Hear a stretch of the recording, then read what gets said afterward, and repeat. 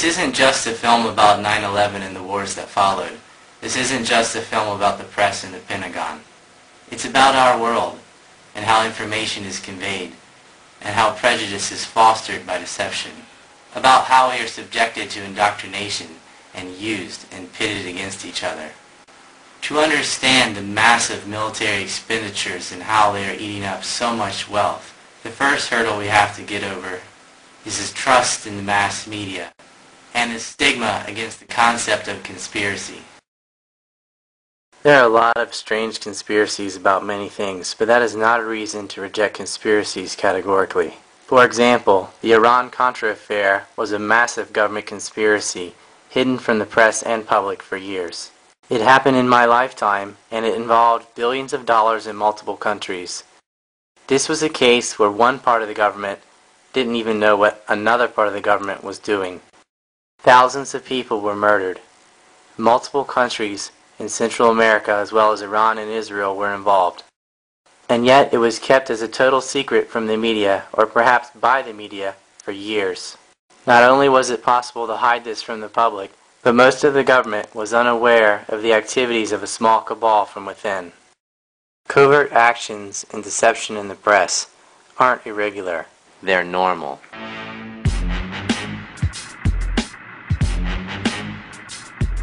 The continuity of government, with a compartment within the CIA, was acting on its own with other intelligence agencies for selective business interests.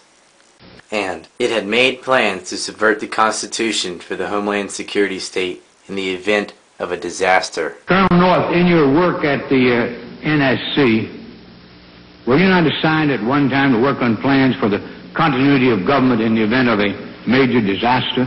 Mr. Chairman, I believe that question touches upon a highly sensitive and classified area, so may I request that you not touch upon that, sir. The CIA, along with Zionist hawk Michael Ledeen and Iran-Contra middleman Ghorbanifar, financed their operations with illegal arms and drug sales. Opium from Laos during the Vietnam Wars in the Golden Triangle, cocaine from Central and South America, and presently opium in the Golden Crescent from Afghanistan. The black market weapons trade and the sale of illegal drugs such as cocaine and opium are routine methods to finance black ops, off-the-book operations hidden from oversight. In fact, some of the same people, Ledeen and Ghorbanifar, had themselves neck-deep in the Niger forgeries, which acted as a central lie in the pre-war propaganda of weapons of mass destruction used as a pretext to wage preemptive war on Iraq. It is crucial for people to understand this because one of the reasons they reject conspiracy theories about 9/11 or about Iraq is because they just can't fathom that it could be done. They assume wrongly that the media would say something. Millions protested the war before the invasion and received virtually no coverage. That bubble has to be popped. The Iran-Contra scandal has since been admitted to. However, many of the people involved did not get in any real trouble. They were simply given presidential pardons, either by Bush Sr. or Bill Clinton. And the commission chosen to investigate the affair was actually chosen to cover it up. This pattern of crime and damage control continues. Take Brent Scowcroft, on the Tower Commission to investigate illegal arms sales, later chairman of the American Turkish Council, and involved in illegal arms trades himself. When patriots expose how blatantly obvious it is that there is a cover-up, regardless of how much evidence they have, the criminal's last refuge is to hide behind the stigma associated with conspiracy. They want you to ignore history in favor of belief based on authority. It is crucial for one to understand the national security state and its capacities before we talk about 9/11 and the lies about preemptive wars.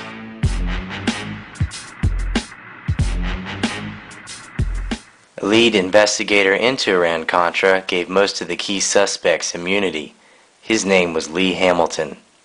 Lee Hamilton was later chosen to be part of the 9/11 Commission. The 9/11 Commission was a complete farce and a total whitewash. But we'll be digging into this bunch later. Let's just say Lee Hamilton had experience covering for the national security state. He didn't lose any sleep over helping the neocons, where Cold Warrior meets Zionist fanatic.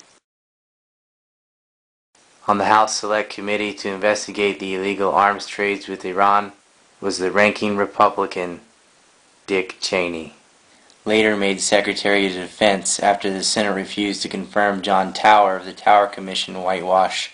Dick Cheney, of course, would serve as vice president for George Bush's son, W., president during 9/11.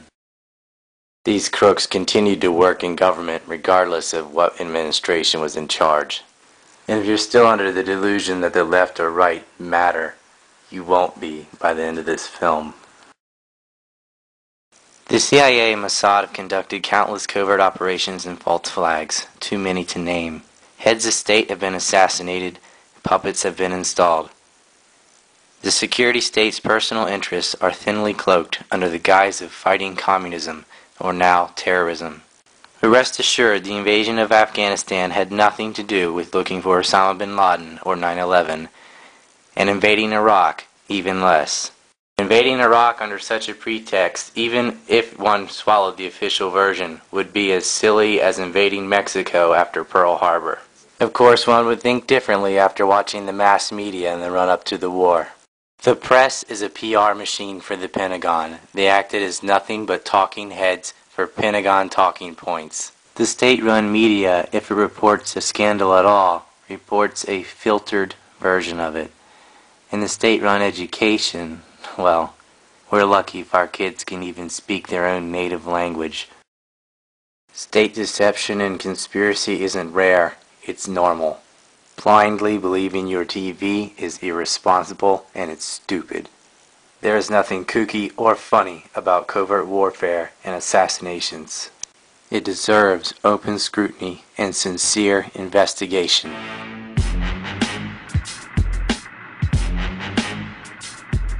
To pretend that America's foreign policy is based on benevolence is outstandingly ignorant. To deny the actuality of covert actions and massive deception is equally as asinine. There are way too many counterexamples of successful conspiracies and hoax. For example, man-made global warming hype has been based on politics, not science. But look at how uniformly academia, the media, and the government work together on the myth. We're not just talking about hiding assassinations. The U.S. has been able to kill millions using covert warfare. See here John Stockwell talk about the CIA's secret wars on the Third World. The following is a clip showing John Stockwell, former CIA station chief. We launched the largest, this is something that Jimmy Carter did, Admiral Turner brags about it, the operation in Afghanistan. Biggest single operation, I'm told, in the history of the CIA's secret wars. And sure enough, very quickly we produced the Golden Crescent, which is still the largest source of heroin perhaps in the world today. Trying to summarize this Third World War that the CIA, the U.S. national security complex with the military all interwoven in it in many different ways, has been waging.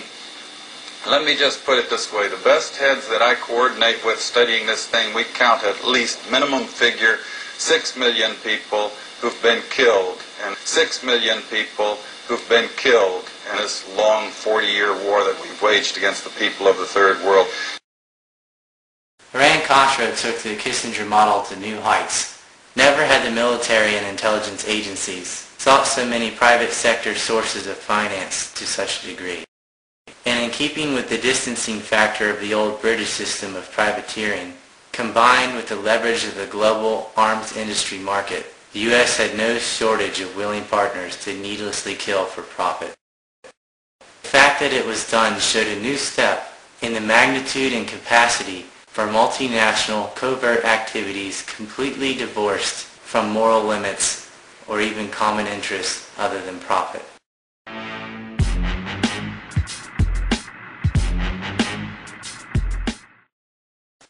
Israel's ability to completely control coverage of its crimes is important.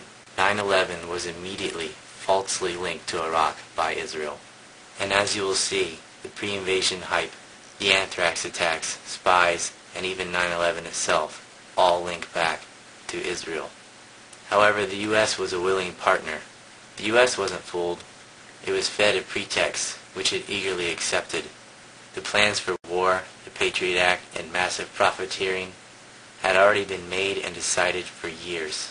The war in Iraq wasn't based on mistaken intelligence. It was based on lies, known deceptions.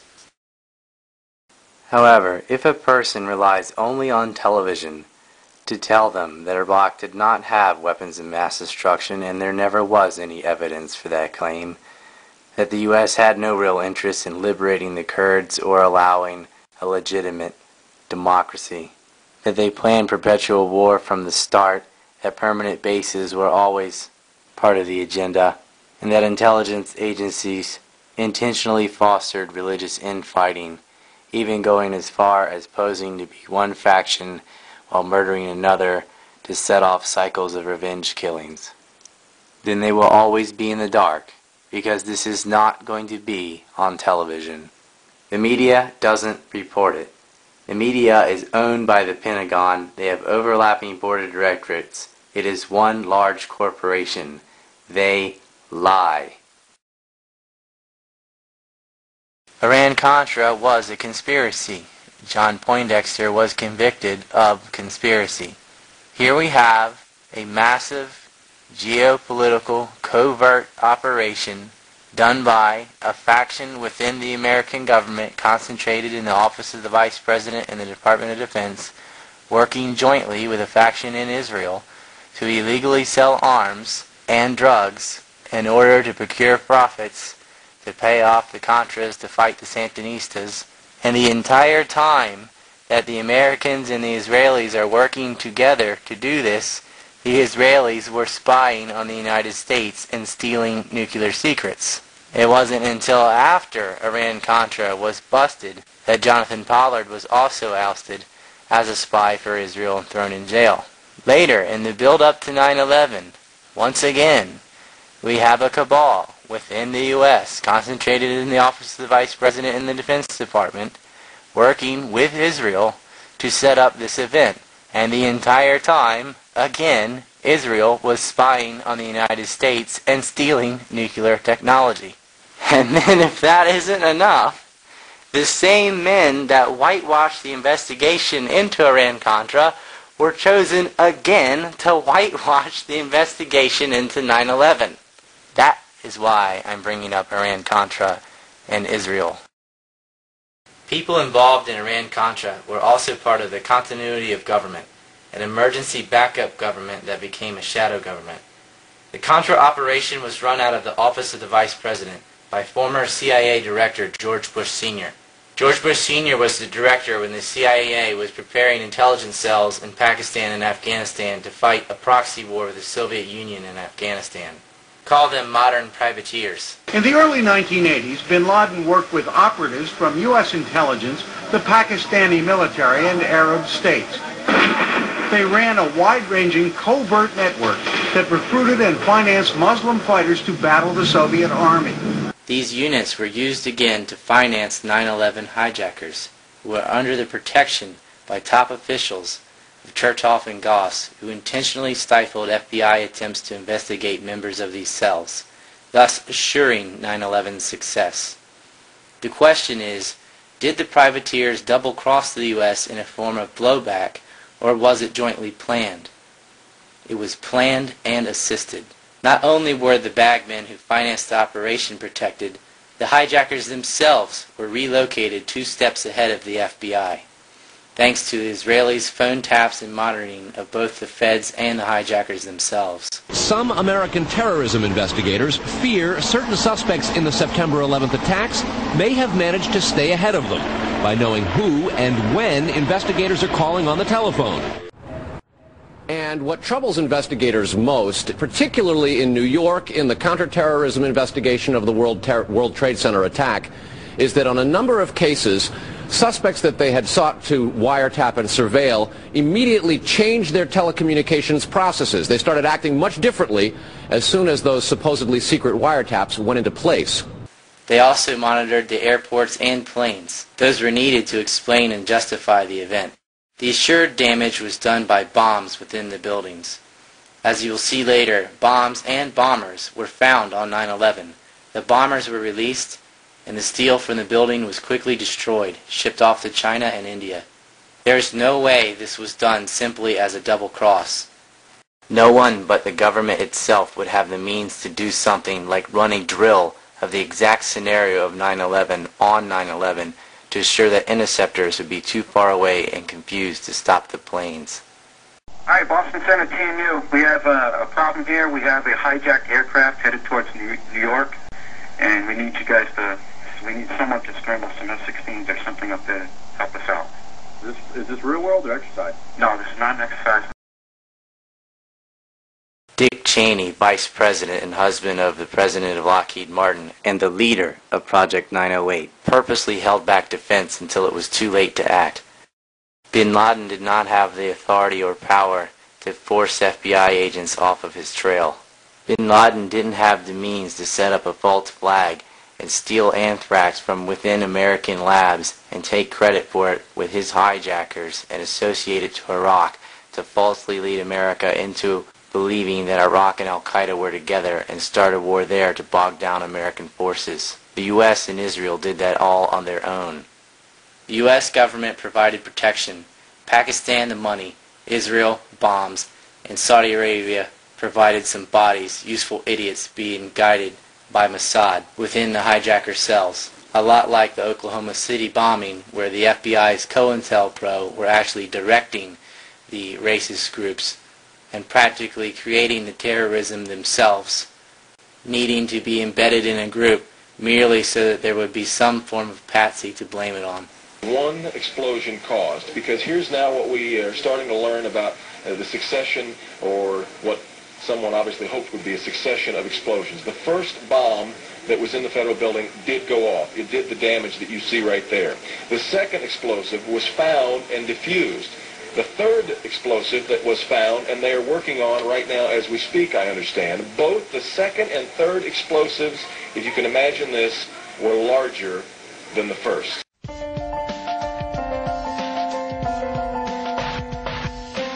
And he killed himself in prison, too. Yeah. Well, just like they tried to say about your brother.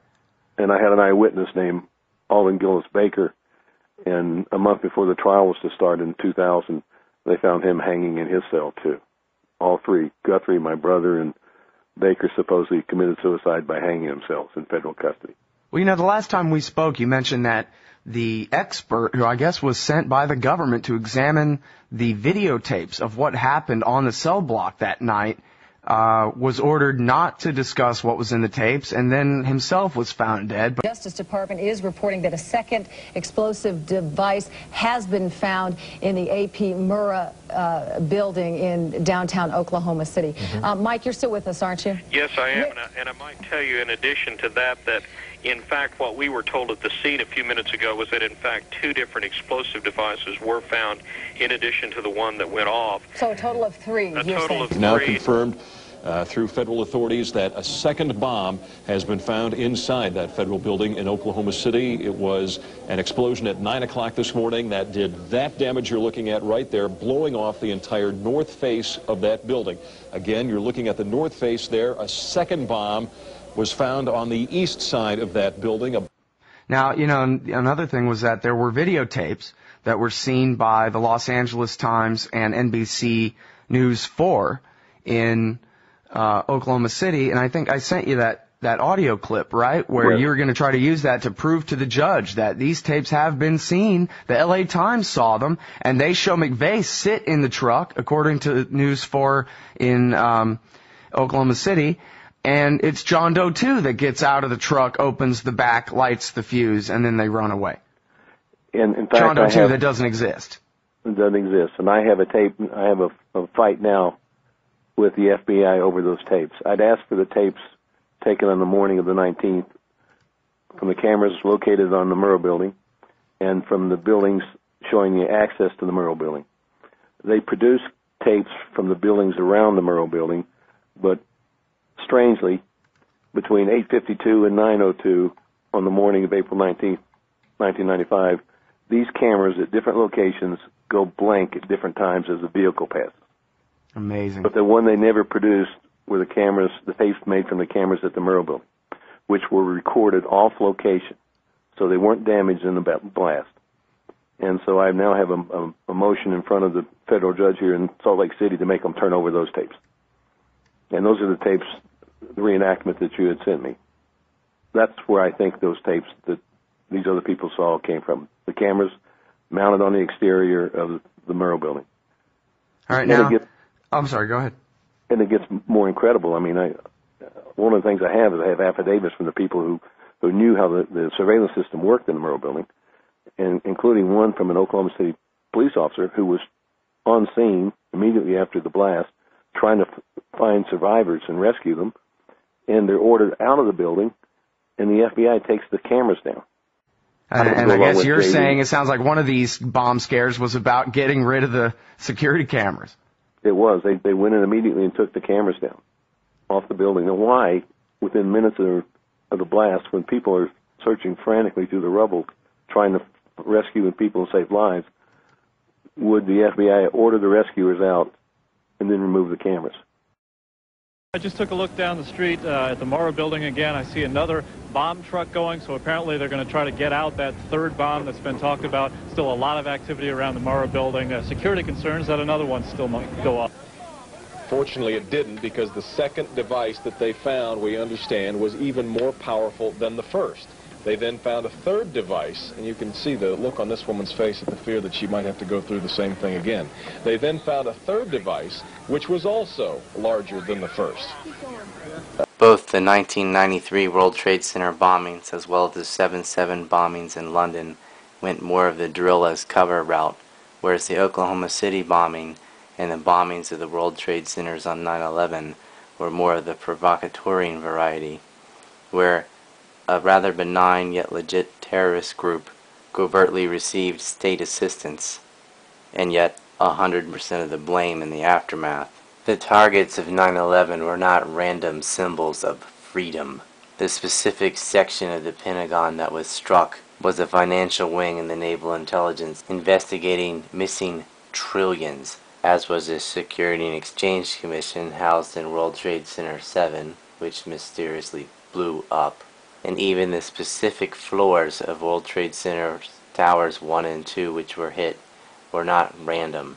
The majority of the victims who died in those towers, who were also told to go back to work and that nothing was wrong and not to exit the building, were working for Cantor and Fitzgerald Euro Brokers and Marsh & McLennan, all massive insurance and reinsurance companies, were not coincidental. The current chairman and CEO of Marsh & McLennan was Paul Bremer, former employee of Henry Kissinger, who became the head of the Coalition Provisional Authority sent into Iraq. The mistakes he made there, or perhaps intentional devastation, are too numerous to name. By the time he left his post, a good $8.8 billion of money had disappeared.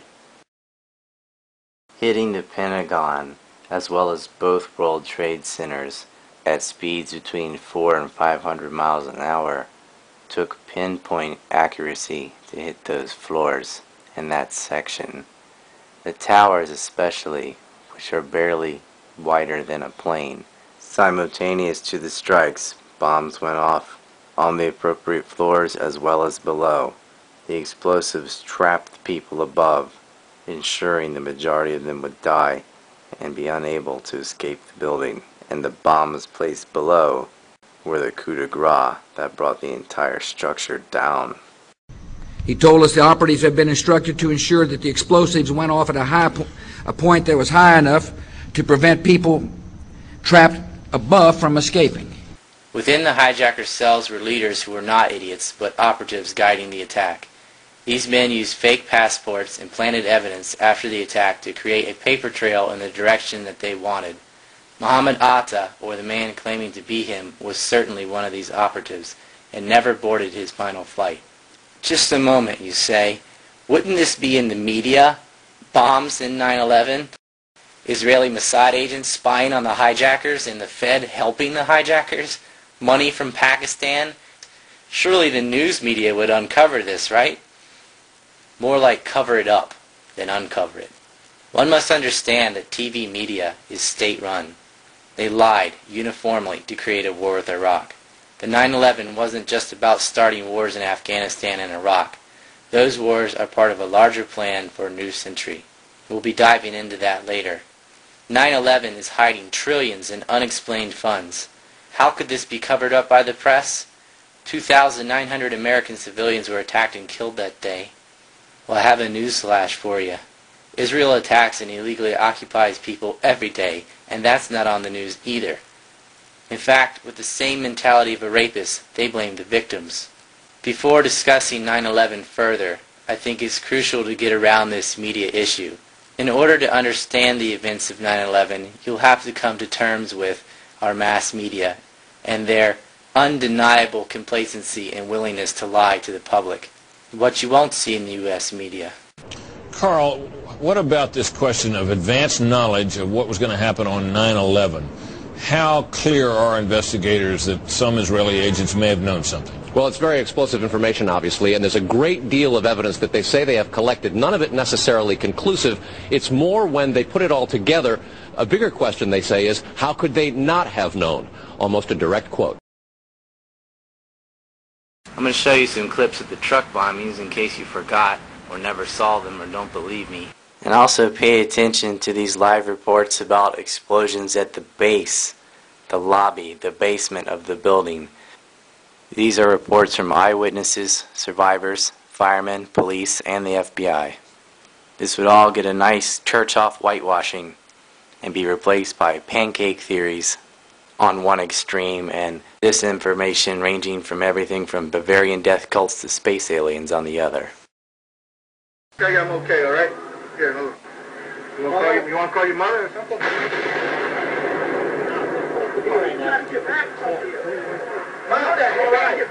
right?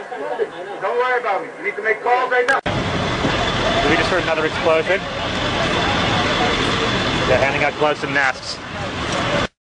NBC's Pat Dawson is close to the scene of that attack. Pat? Just moments ago, I spoke to the chief of safety for the New York City Fire Department. He received word of the possibility of a secondary device, that is another bomb going off. He tried to get his men out as quickly as he could, but he said that there was another explosion which took place. And then an hour after the first hit here, with the first crash that took place, he said there was another explosion that took place in one of the towers here. According to his theory, he thinks that there were actually devices that were planted in the building. The second device, he speculates, was probably planted in the building. But as soon as I got outside, I heard a second explosion and another rumble. And then a fire marshal came in and said we had to leave because if there was a third explosion, this building might not last. And you were working there? Yes, I was right there. I was down in the basement, came down, all of a sudden the elevator blew up, smoke. I dragged the guy out, his skin was hanging off, and I dragged him out, and I helped him out to the ambulance. Thank you. Right? He said that they saw an airliner go into one of those towers. Then, I don't know, an hour later than that, we had that big explosion from much, much lower. I don't know what on earth caused that. We've heard reports of secondary explosions after the aircraft impacted, whether in fact there wasn't something else at the base of the towers that in fact were the coup de grace to bring them to the ground. Do we have Jim Smith available on microphone from Chopper 2 as he takes these pictures? Jim? Yes, I am here, Michael. Jim, tell us what's happening out there. Oh my We just witnessed some kind of secondary follow-up explosion on the World Trade Center number 2, the one that is on the south that is difficult to make out. As effective as a bomb being dropped there were two bombs in effect. Commercial airliners flown into those two buildings and they came down. We presume because of the initial explosion there may have been secondary explosions as well that were detonated in the building by these terrorists. That would put us about a block and a half away from the site of where the explosion was. That area has just been evacuated because police have found what they describe as a suspicious device, and they fear that it might be something that could lead to another explosion. Obviously, there's a real sense of caution here on the part of police. I spoke with some police officials moments ago, Chris, and they told me that they have reason to believe that one of the explosions at the World Trade Center, aside from the ones that may have been caused by the impact of the plane with the building, may have been caused by a van that was parked in the building that may have had some type of explosive device in it. So their fear is that there may have been explosive device planted either in the building or in the adjacent area. I think a bomb went off in the lobby first, then a plane hit the building. But then another plane hit the other building. But when I was coming through the doors on the other side of the Trade Center, something, either they blew the lobby up or something, because it blew the glass out of the doors and knocked us all down, and I got smoke and everything on me. I just feel a little shook up because I got blasted, you know. So. The ladies that are with me were in the World Trade Center in the first building and escaped through the lobby, where they report they believe there was a bomb in the lobby. And even the turnstile was burnt and was sticking up, and they just told us to run. And as we were coming out, we passed the lobby. There was no lobby. So I believe the bomb hit the lobby first, and a couple of seconds in the first plane hit. And all of a sudden it sounded like, I don't know where the subway is, but it sounded like a subway collision, a bomb. And it was just pounding, boom, boom, boom. And I literally thought the subway had exploded and all the cars pushing around on top of it. It was so loud. I was actually in the subway heading towards the World Trade Center right around Franklin Street. And after the first explosion, the subway station started to fill with smoke.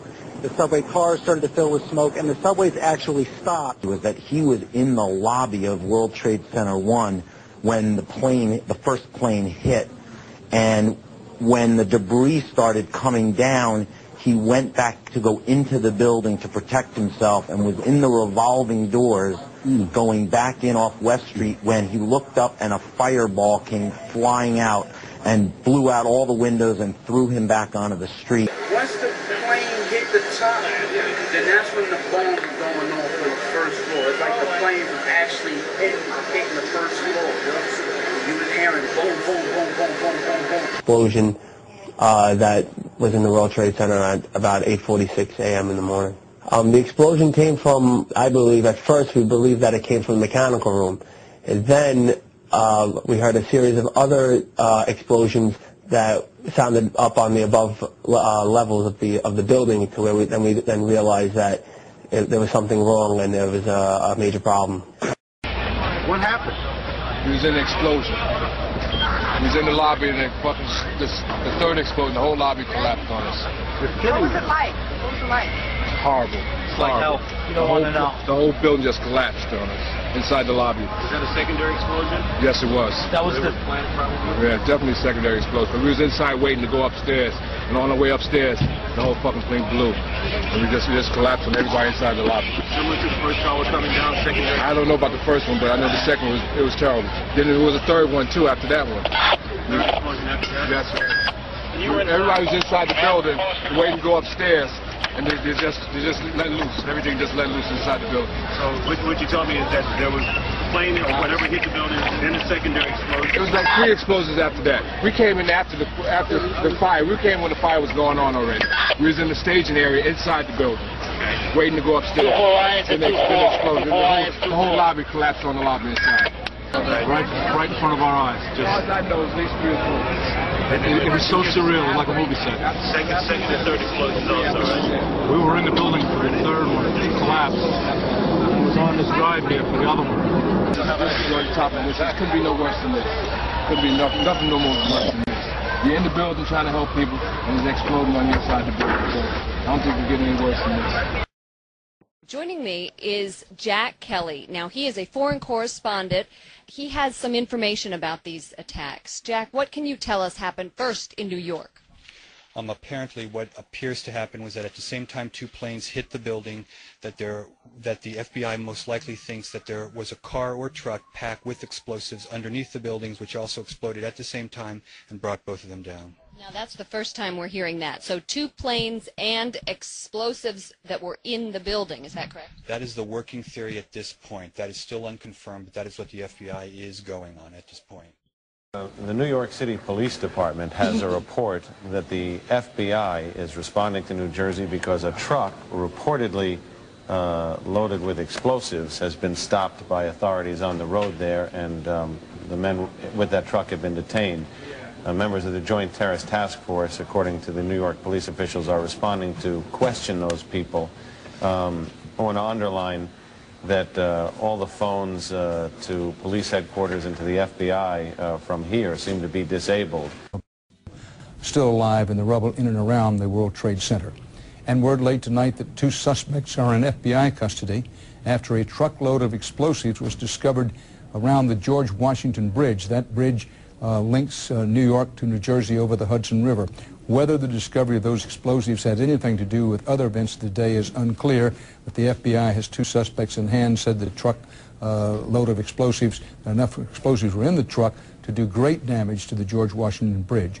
But they arrested the 2 suspects and they're questioning them as we speak. There are at least 2, possibly 3 vans stopped by police on 9/11, and another 4th van spotted by a journalist. One had 5 individuals and traces of explosives. Another had 2 individuals and was packed with explosives. The 3rd van got away, and the 4th was a diversion. The first van had been spotted earlier in Liberty State Park by a witness who saw 3 men celebrating and filming the World Trade Center attack. Because of the timestamp of the bolo, as well as reports from the New York Times and Fox, we know these men had been filming the entire event, which shows prior knowledge. Because of the matching license plates, we know that this was the same van later pulled over on Route 3 in East Rutherford by police, which had 5 individuals. Now either the witness from Liberty State Park had not seen 2 of the men, or the 3 she did see had picked up 2 more. They were all Israelis, and had taken pictures of themselves flicking lighters with the burning World Trade Centers in the backdrop. The second plane had not even hit, and many people assumed the first was a bizarre accident, but not these excited Israelis. They knew. Their van was traced back by its logo, Urban Moving Systems, to a front for the Israeli Mossad, Israel's CIA. And 2 of the 5 men arrested's names popped up on the CFI and FBI's database as Israeli agents. They had over $4,700 stuffed in a sock and highlighted maps of New York and New Jersey. This event, damning as it is, has had a Lewinsky-style distraction effect, pulling attention away from the far more damning van stopped near the George Washington Bridge packed with explosives. Aside from eyewitnesses, the van bombs and arrests were reported by ABC News, CBS, CNN, Haaretz, Jerusalem Post, Fox News, USA Today, The Wall Street Journal, the police themselves, Army Radio, several New Jersey papers, and so forth. And Urban Moving Systems was only one of several fronts working that day, which also had prior access to the towers. These were not the only 2 mysterious set of vans stopped on 9/11. There was a 3rd truck, which was obviously a diversion, on King Street, which actually depicted a mural of a plane slamming into the World Trade Centers, and those 2 individuals were arrested. Obviously this was a diversion to pull police in that direction, because no one would drive around in a truck with a painting of 9/11 on it on 9/11 unless they were purposely trying to attract the attention of the police and pull them in a certain direction. With a mural painted of an airplane diving into New York City and exploding. I don't know what's in the truck. The truck is in between 6th and 7th on King Street. Alright, Central, I'll send the issue in the bomb squad there for Westgate. The bird? Airplane diving into New York, blowing up. 2 men got out of the truck, ran away from it. We got those 2 under. That's good. Listen, you didn't get any further on those 2 guys over there. You alright over there, Jake? Yeah, both suspects under K. We have the suspects who crib. Go in the van and then... There was also an emergency 911 telephone call reporting that Palestinian bomb makers in a white van were headed for the Holland Tunnel. Unless they had a flag or something, I'm not sure how the caller would be able to tell if they were Palestinian or not. The caller, using poor English, said, "I see them at the airport mixing something, and they were dressed like sheiks, dressed like an Arab." This would have fit well with propaganda aired later in the day of dancing Palestinians celebrating the attacks on 9/11, which turned out to be a false tape. Of course, the only people driving around in vans for an intelligence agency who actually were celebrating the attacks and were caught dancing were Israelis, and the first words out of the driver's mouth were, "We're Israelis, we're not your problem, Palestinians are the problem." Apparently this idiot hadn't put it together that the plan hadn't worked out as smoothly as they had hoped. Yaron Shmuel lied to police about where they were at the time of the World Trade Center attacks. We know he was one of the original 3 of the 5 arrested because he admits it later on an Israeli talk show. that he was there taking pictures of the event.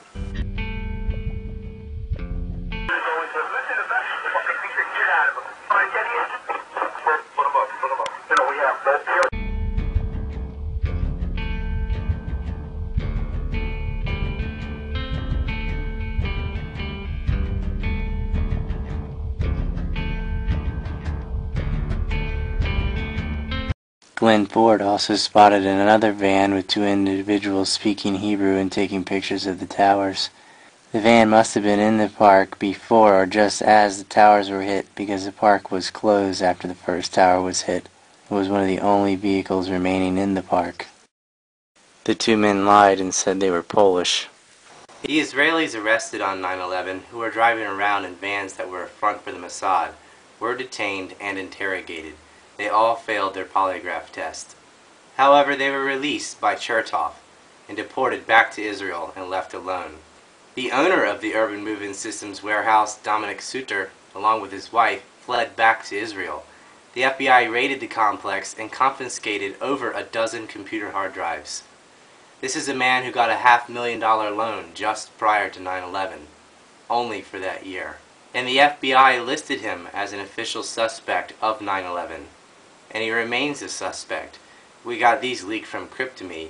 We also have copies of the Polish and Italian transcripts. But you definitely wouldn't have heard this on the mainstream media. He was allowed to return to Israel, and they have no interest in letting him go, and the press isn't going to push for it. The FBI classified what they confiscated from the hard drives, and more than likely is sitting on the infamous S drive to protect itself from any Freedom of Information Act inquiries. From looking into Suter's financial records, we found that not only did the Mossad get him the loans for Urban Moving System, but also Aero Trucks, all of which were involved in the 9/11 attacks. The creation of the Department of Homeland Security, briefly called the Office of Homeland Security, an executive post-9/11 spawn before the Homeland Security Act passed later to make it officially and legally more legitimate and change its name, quietly incorporated FEMA, the Federal Emergency Management Agency, under its wing. FEMA was responsible for the 9/11 cleanup. Oddly, they were positioned in New York September 10th, the night before the attacks. To be honest with you, we arrived on late Monday night and went into action on Tuesday morning. And not until today did we get a full opportunity to work the entire site other than the spot at Church and Day to which we were deployed. Reagan was elected to the presidency, he installed Louis Giuffrida as head of FEMA, the Federal Emergency Management Agency. Giuffrida, North, and George Bush began to turn FEMA into an instrument of domestic anti-terrorism. You're dealing with a group of people in the Reagan administration who equated political dissent with treason, and who cannot differentiate between emergency procedures, which I think everyone agrees are necessary, and suppressing political dissent.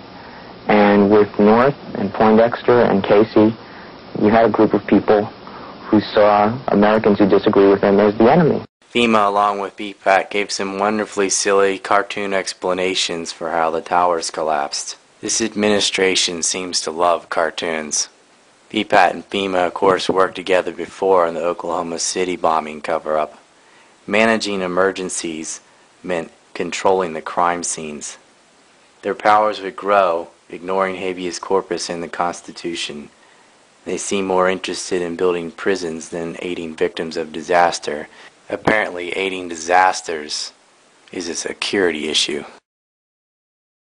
They quickly had all the steel from the buildings shipped off to China. Future head of the Department of Homeland Security, Michael Chertoff, who at the time led the Department of Justice's Criminal Investigations Division, had dozens of the Israelis arrested on 9/11, including those filming and celebrating the attacks, driving around in vehicles that came from a front for the Mossad, deported back to Israel for simple visa violations. Michael Chertoff is a co-author of the U.S. Patriot Act, totalitarian legislation pushed through Congress under the threat of anthrax. Michael Chertoff is the product of a hardline Zionist family. His mother, born in Palestine, now Israel, was a participant in the intelligence operation Magic Carpet. His father was a Zionist rabbi, as was his uncle, and his wife is a leader in the ADL. His first cousin, also the son of a rabbi, is Benjamin Chertoff. Benjamin Chertoff was the editor of Popular Mechanics, the main neocon go-to source to explain 9/11's goofy physics and promote the pancake propaganda. FEMA itself had no explanation for World Trade Center 7, a 42-story building that CNN and the BBC both reported had collapsed before it fell. We'll leave it there for the moment. We've got some news just coming in, actually, that the Salomon Brothers building in New York, right in the heart of Manhattan, has also collapsed. Many are saying it's the worst attack on the country since Pearl Harbor. A huge operation is underway to find survivors from the wreckage of both towers of the World Trade Center in New York. They collapsed after hijacked airliners with passengers on board were flown into them. The 47-story Salomon Brothers building, situated very close to the World Trade Center, has also just collapsed.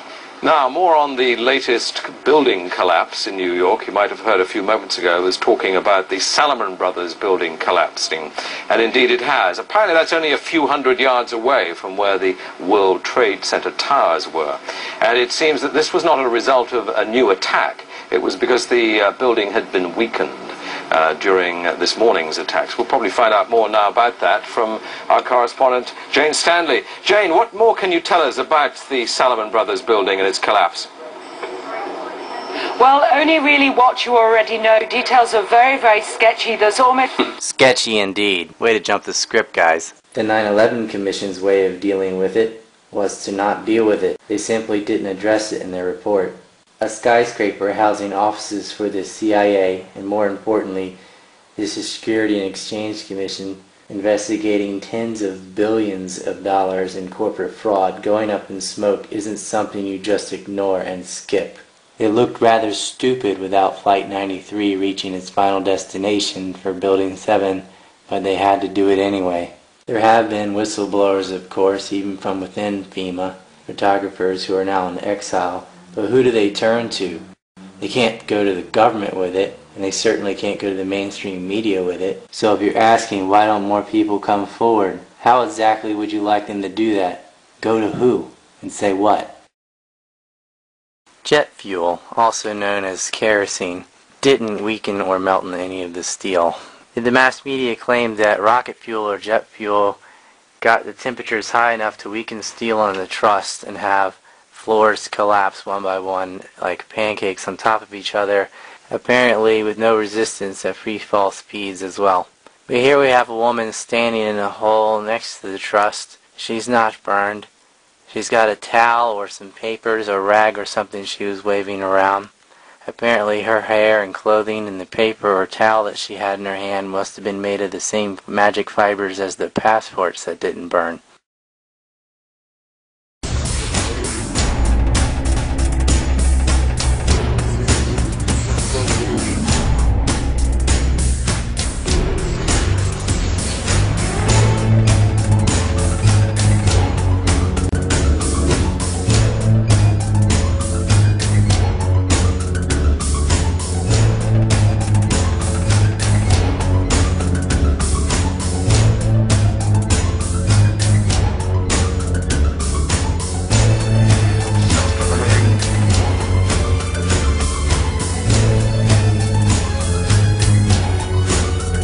Also in Washington, D.C., even though in New York, jet fuel could leave molten steel and metal in the basements of the building and weaken the truss to the degree to drop all their weight. Same jet fuel from the same type of airplane couldn't even burn wooden stools, plastic computers, and paper books. That must be it. Things made of paper, like passports and books, don't burn in fire, but metals do. Welcome to Bizarro World Physics. But most people will say what they're paid to, or whatever advances their career. Of course, people have similar conclusions when they begin from a false premise and tons of misinformation. A lot of engineers and scientists parroted the official explanation or faith-based pancake claims and 19 guys led by a man in a cave on a defibrillator. Science is politicized. They got a lot of scientists, at least according to the gerrymandered statistics, to promote the myth of global warming as well.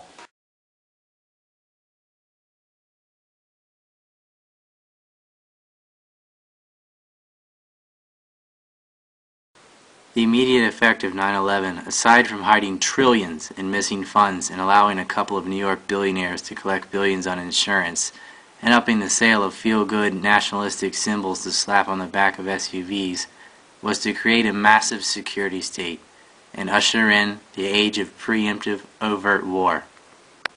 The death toll and the price tag of 9/11 would pale in comparison to what was coming. The imperialist neocons had their desired Pearl Harbor to use as psychological clout and emotional blackmail. They would evoke and associate 9/11 and terrorism to their enemies to create perpetual war and rush through draconian legislation.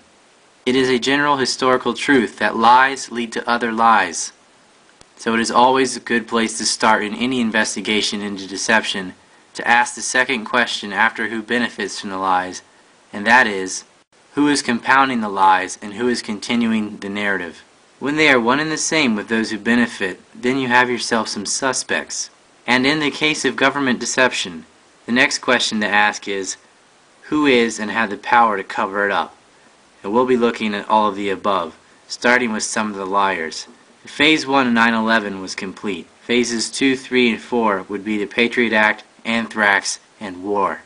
So when you find people lying about all of the above, 9/11, anthrax, and targets for war, then that needs to be exposed loud and clear. First, they associated Iraq to 9/11 via a fictitious meeting, and this lie would grow to associate both with anthrax attacks. And that lie would grow into a general lie about chemical and biological weapons, mobile labs, etc., and eventually into a more general lie about weapons of mass destruction, and before you knew it, we were at war, again. War is by deception. The source of these lies were Israeli intelligence and a Zionist cabal nestled inside the Bush administration.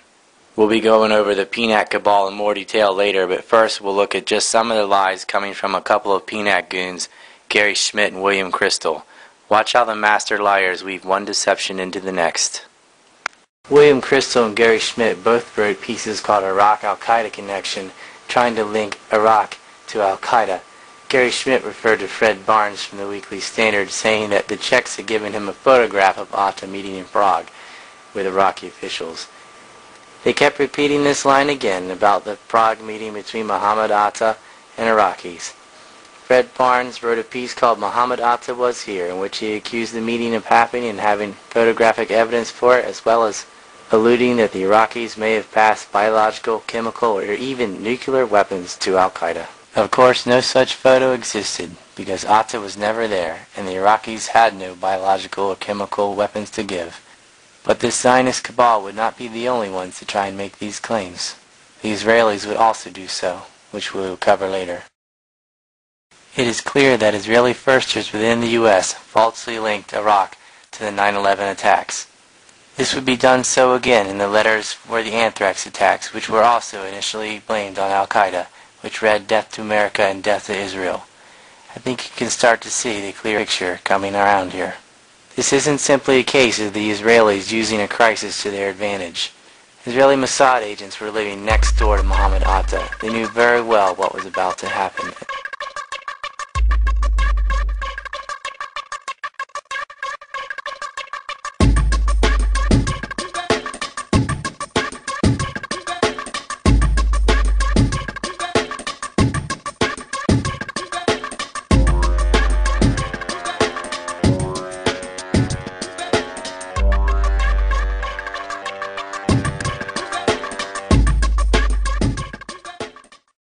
The military-industrial complex is multinational.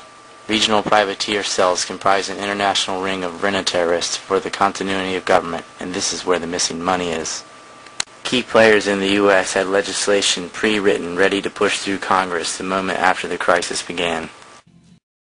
As soon as Puppet Bush was appointed into office, his handlers and he went to work implementing their long pushed-for plans for Iraq.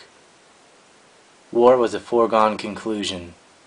I pointed out in my book that Bush and Blair bombed Baghdad just 27 days after Bush was sworn into office.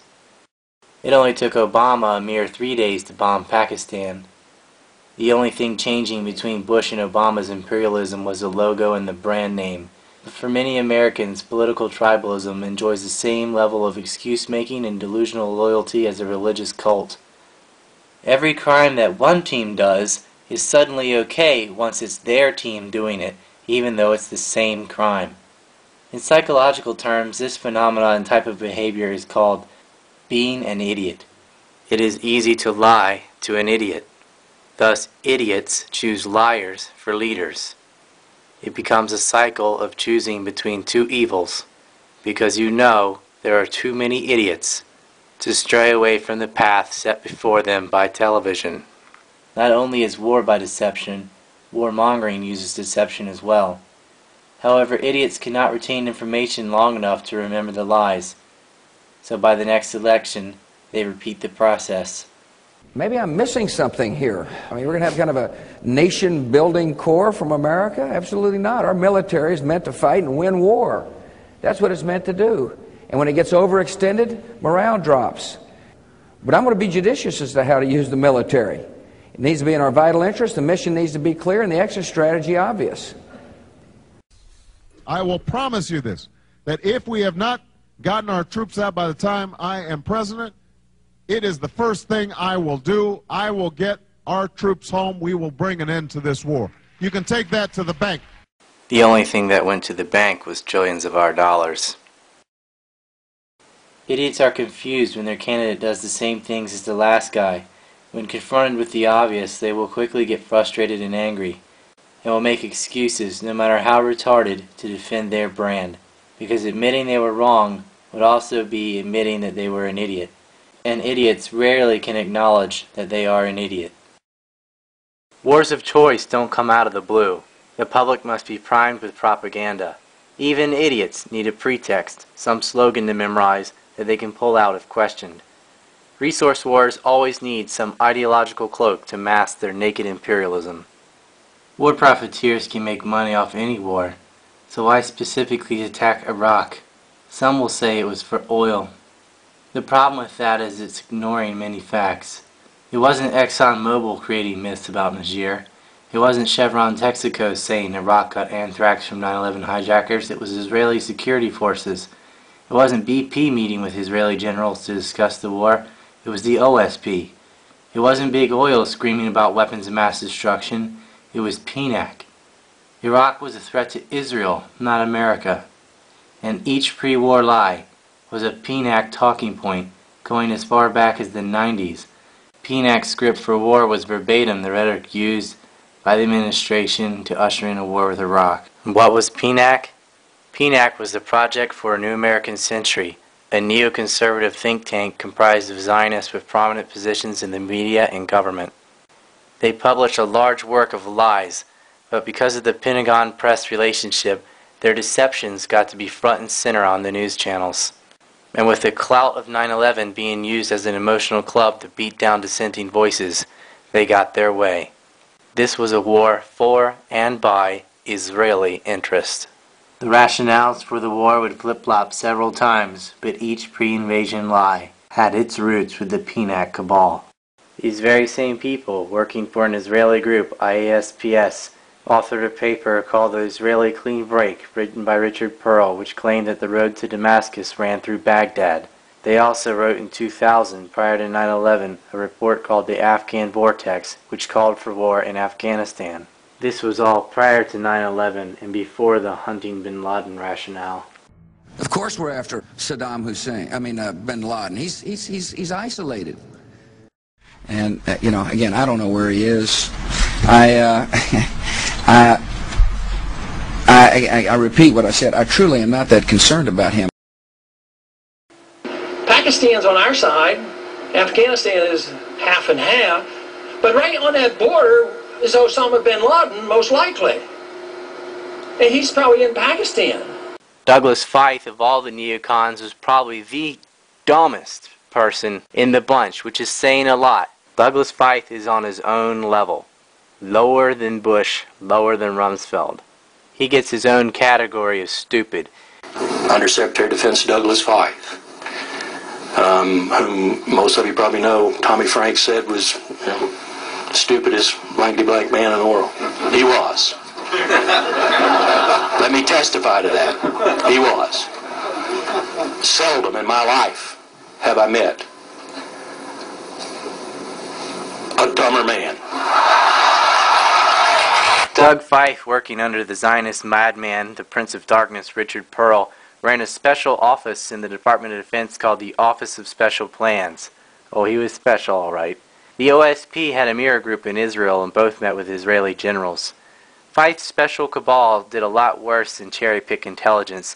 They flat-out fabricated it. Feith used his Pentagon office to produce alternative intelligence reports that linked Saddam to al-Qaeda, then passed them on to the White House. Some of it, like a report that 9/11 hijacker Mohammed Atta met with Iraqi intelligence in Prague, has been widely discredited. One of the reasons people were told we were going to war in Iraq was because an imminent attack with weapons of mass destruction was about to happen. I don't believe anybody in the U.S. government said that.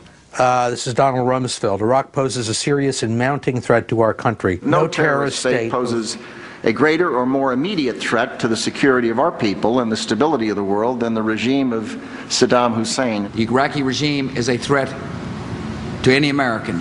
There is no doubt that Saddam Hussein now has weapons of mass destruction. There is no doubt that he is amassing them to use against our friends, against our allies, and against us. Feith's office took PNAC's old lies as well as their new lies and presented them as intelligence. These were not mistakes, they were deceptions. PNAC wrote the script. To understand why, I drive home the point that PNAC was the central hub for creating a case for war in Iraq. Just have a look at some of their policy papers. These quotes are in their own words from their own website, and the authors, who also wrote Israeli policy papers stating the same things, wrote exactly what became the free invasion rhetoric to invade Iraq. 1. The PNAC letter to President Clinton in 1998, Paul Wolfowitz wrote, "The policy of containment of Saddam Hussein has been steadily eroding over the past several months. As recent events has demonstrated, we can no longer depend on our partners in the Gulf War Coalition to continue to uphold sanctions or punish Saddam when he blocks or invades UN inspectors. Our ability to ensure that Saddam Hussein is not producing weapons of mass destruction therefore has substantially diminished. Even if full inspections were eventually to resume, which now seems highly unlikely, experience has shown that it is difficult, if not impossible, to monitor Iraq's chemical and biological production. The lengthy period during which the inspectors have been unable to enter many Iraqi facilities has made it even less likely that they will be able to uncover all of Saddam's secrets. As a result, in the not-too-distant future, remember this is 1998, in the not-too-distant future, we will be unable to determine with any reasonable level of confidence whether Iraq does or does not possess such weapons." Notice how he assumes that he has them and that they are secrets and that they're just unable to find them now. He's starting with a conclusion and supporting it with scare tactics. Sound familiar? Is that not verbatim what was used as propaganda in 2002 and 3 as a pretext to invade Iraq? They even use the same catchphrases, "weapons of mass destruction," because it's not like the U.S. has or sells any of those, and "avoiding inspectors." Of course, Paul Wolfowitz never offered any evidence for the claims he was making, and he would flip-flop his rationales for a war in Iraq so long as a war in Iraq happened. And when he was finally cornered and questioned about it, his only way out, of course, was to evoke 9/11 and hope that by repeating 9/11 enough times there would be enough emotional smoke in the room for him to worm away and not have to answer. Thank you, Mr. Chairman. Welcome, gentlemen. As you can see, a lot of the questions here relate to the high cost of the war, not only in resources but in human lives, of course. And I'd like to get at the key question of what we're really doing there. And of course, in the months leading up to the war, there was a steady drumbeat of weapons of mass destruction, weapons of mass destruction, weapons of mass destruction. And Secretary Wolfowitz, in your almost hour-long testimony here this morning, only once did you mention weapons of mass destruction, and that was an ad lib. I don't think it's in any of your written testimony. And so we're seeing shifting justifications, I think, for what we're doing there. At a hearing in May, I asked Secretary Wolfowitz the question. A lot of your answer dealt with that it'll help with the peace between the Israelis and the Palestinians. And now there's been allegations that this will help with our war on terrorism, but we just haven't seen the proof of any linkage between Saddam Hussein and al-Qaeda. And now, today, it's the testimonies over and over again about what a despicable tyrant Saddam Hussein is, who brutalizes people. But at the same time, in Liberia, Charles Taylor has been indicted, and according to the prosecutor, he's responsible for the killing, raping, and maiming of 500,000 people. And the arrest warrant issued by the UN-backed court in Sierra Leone charged Taylor with unlawful killing, sexual and physical violence, use of child labor and child soldiers, looting, burning, and the murder of UN peacekeepers. And it also alleges that Taylor had a close alliance with the notorious murderous Revolutionary United Front in Sierra Leone. The RUF was infamous for dismembering its victims, having a cut hand unit to chop off limbs, and a burn house unit to torch houses of suspected opponents. And Taylor once had his 13-year-old daughter publicly flogged for misbehaving in school. At the same time, Human Rights Watch is saying that Charles Taylor is one of the single greatest causes of spreading wars in West Africa. And so all the testimony this morning, and indeed the submission of the op-eds, is about what a tyrant Saddam Hussein is, who brutalizes his people, but we're doing nothing in Liberia. So it comes back to the questions of the unified message coming from the administration as to what we're doing there, and why we didn't wait for the United Nations Security Council to do their inspections. Now we're in this this endeavor, huge cost not only in resources but in lives. So I'll ask the question, Secretary Wolfowitz, give you a chance. What are we doing there? Senator Chafee, what we have done there is to remove a regime that was a threat to the United States. We've said all along, if you go back to Secretary Powell's presentation to the United Nations, all three of those concerns were stated very clearly. The concern about weapons of mass destruction, the concern about Saddam's links to terrorism, which are there, not as clear as the case on weapons Secretary, of mass destruction. just interrupt. I'm a cynic. So when you make these assertions, give some proof. A threat to the United States, how? I'd suggest go back and read, and if you want to give me an hour, we can have a different kind of hearing, but if you go back and read Secretary Powell's testimony, it is very clear. And it is the concern that the combination of weapons of mass destruction and terrorists. Okay, he didn't ask what the claims were. He asked, what's the proof for those claims? We all know what Powell said. We all know what the claims were. Powell restated the stuff that you said, and you're a liar. Where's the proof for weapons of mass destruction and links to terrorism? All Wolfowitz can do is say, well, Colin Powell said it too. And, of course, 9/11, 9/11, 9/11. Poses a kind of threat which maybe 10 years ago we would have thought we could live with. And I would have said 10 years ago my whole view about Iraq would have been very different. 10 years ago I would have said Iraq, as terrible as it is a problem of the Iraqi people. I said all along I believe we should have given those people more help in getting rid of that tyrant. But September 11th put it in a different light, and taking on that tyrant forcefully meant, in fact, if anything, that we had to take that threat more seriously. So all three of those concerns are stated in Secretary Powell's testimony. I talked about the mistreatment of the people. Could I interrupt because my time is limited, unfortunately.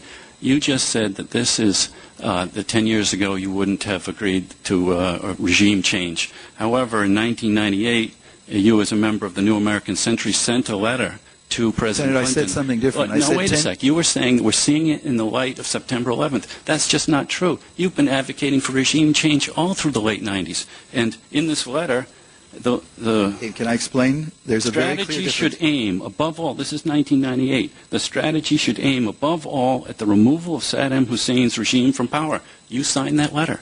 Senator, there's a very big difference. I was very clear. I don't know if it's in that letter, but elsewhere, I never thought before September 11th that we should use tens of thousands of American troops to do the job for the Iraqis. I never thought we should go to Baghdad, even at the end of the Gulf War, when I thought we should have done some other things we didn't do. I thought up until September 11th that our job was to help the Iraqi people. I think the mistake we made in 1991 was they rose up against Saddam and they got no help from us. September 11th changed the stakes, in my view, for the United States and made it a different matter in terms of using American troops. The end is the same, but you're not distinguishing the means, and the means are absolutely crucial. Putting American troops' lives at stake is something that we do when our security is threatened. Our security was threatened. The troops out there, I think, understand that it is threatened. I think they understand that they're part of fighting the war on terrorism as we go on today, and that is important. I'll just finish up by saying I really resent when witnesses talk that this is in the light of September 11th when the evidence is to the contrary. Senator, you're misrepresenting what I said in that letter. You have over and over again through the late 90s urged regime change in Iraq. Can I try again then, since I believe you're not representing my views properly? It is true. I thought from the end of the Gulf War up until September 11th of 2001 that it was important for the United States to help Iraqis get rid of that regime, and that is a policy of regime change. But I did not believe that it was either necessary or justified to use large-scale American military forces to do that job. At the end of the Gulf War, all it would have taken was a minimum application of U.S. air power and some of the artillery that were sitting on the south bank of the Euphrates River. September 11th changed the stakes for us, in my view, dramatically, and it changed the whole way of looking at an uncertain but still disturbing threat of the combination of weapons of mass destruction and terrorism. Well, I wish we had more time. Some have expressed the notion that Saddam was attacked suddenly for threatening to break the petrodollar monopoly. Well, Iraq was placed on the misnamed Oil for Food program.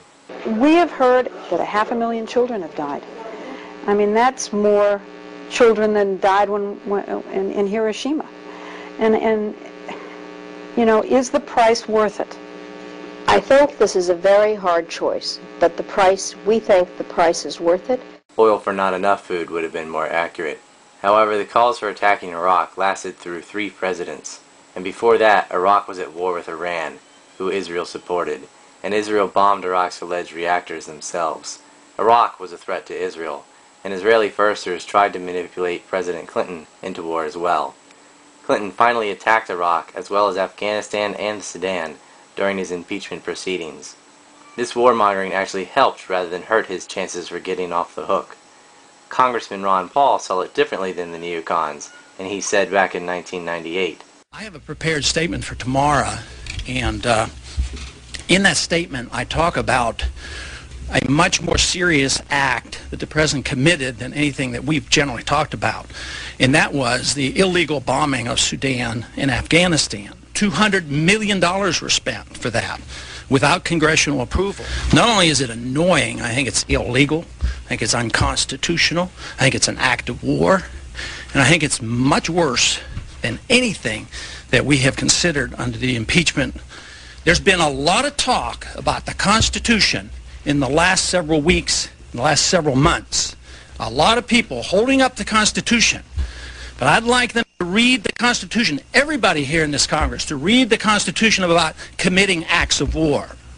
This, to me, is an outrage, and we shouldn't be participating in it. We should not permit our President to do this. There's no threat. We're going to do more harm by doing this.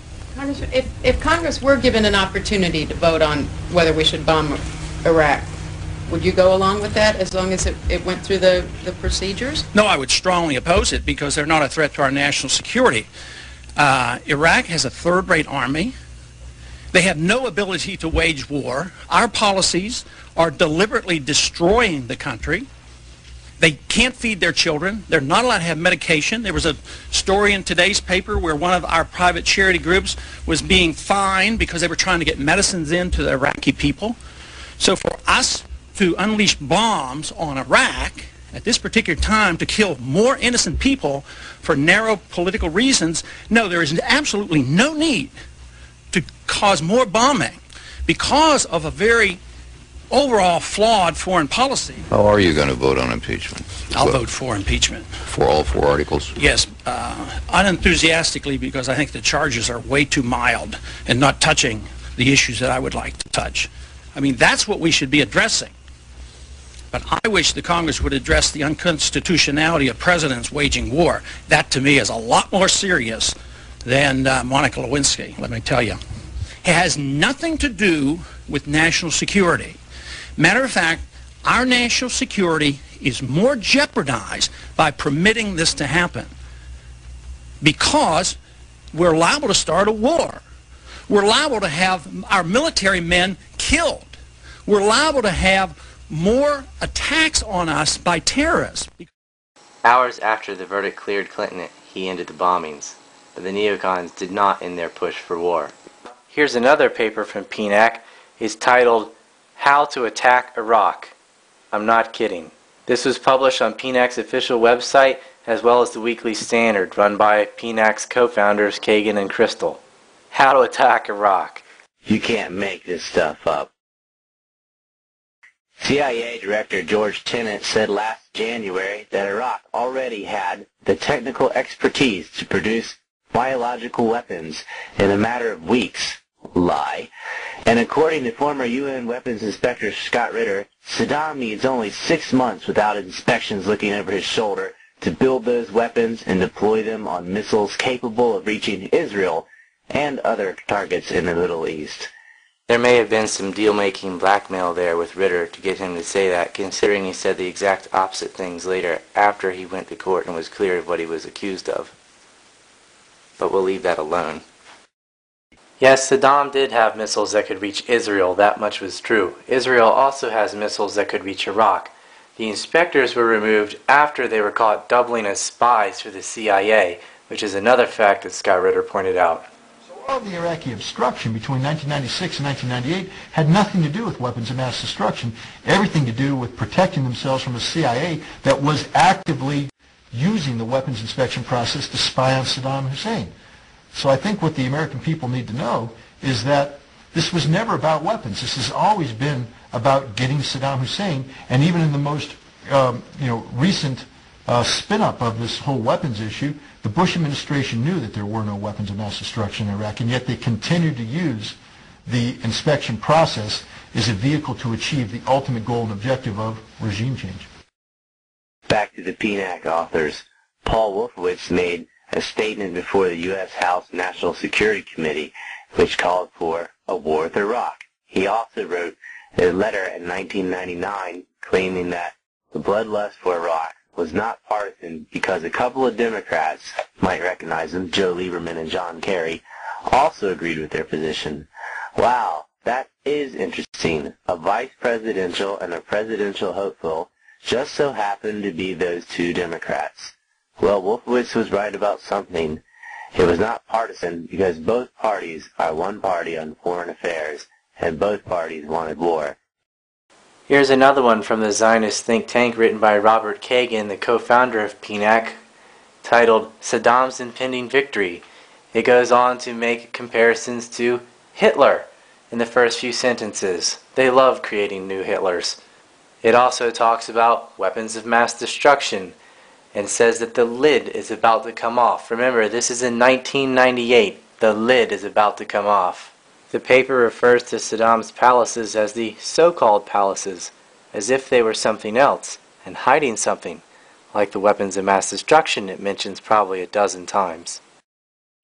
Does that sound familiar? It ought to, because it's the exact same lie that Judith Miller wrote in the New York Times, December 20th, 2001. She said that she heard about secret weapons of mass destruction labs hidden underneath the palaces of Saddam. She bolsters her report by citing first Paul Wolfowitz and then Richard Pearl.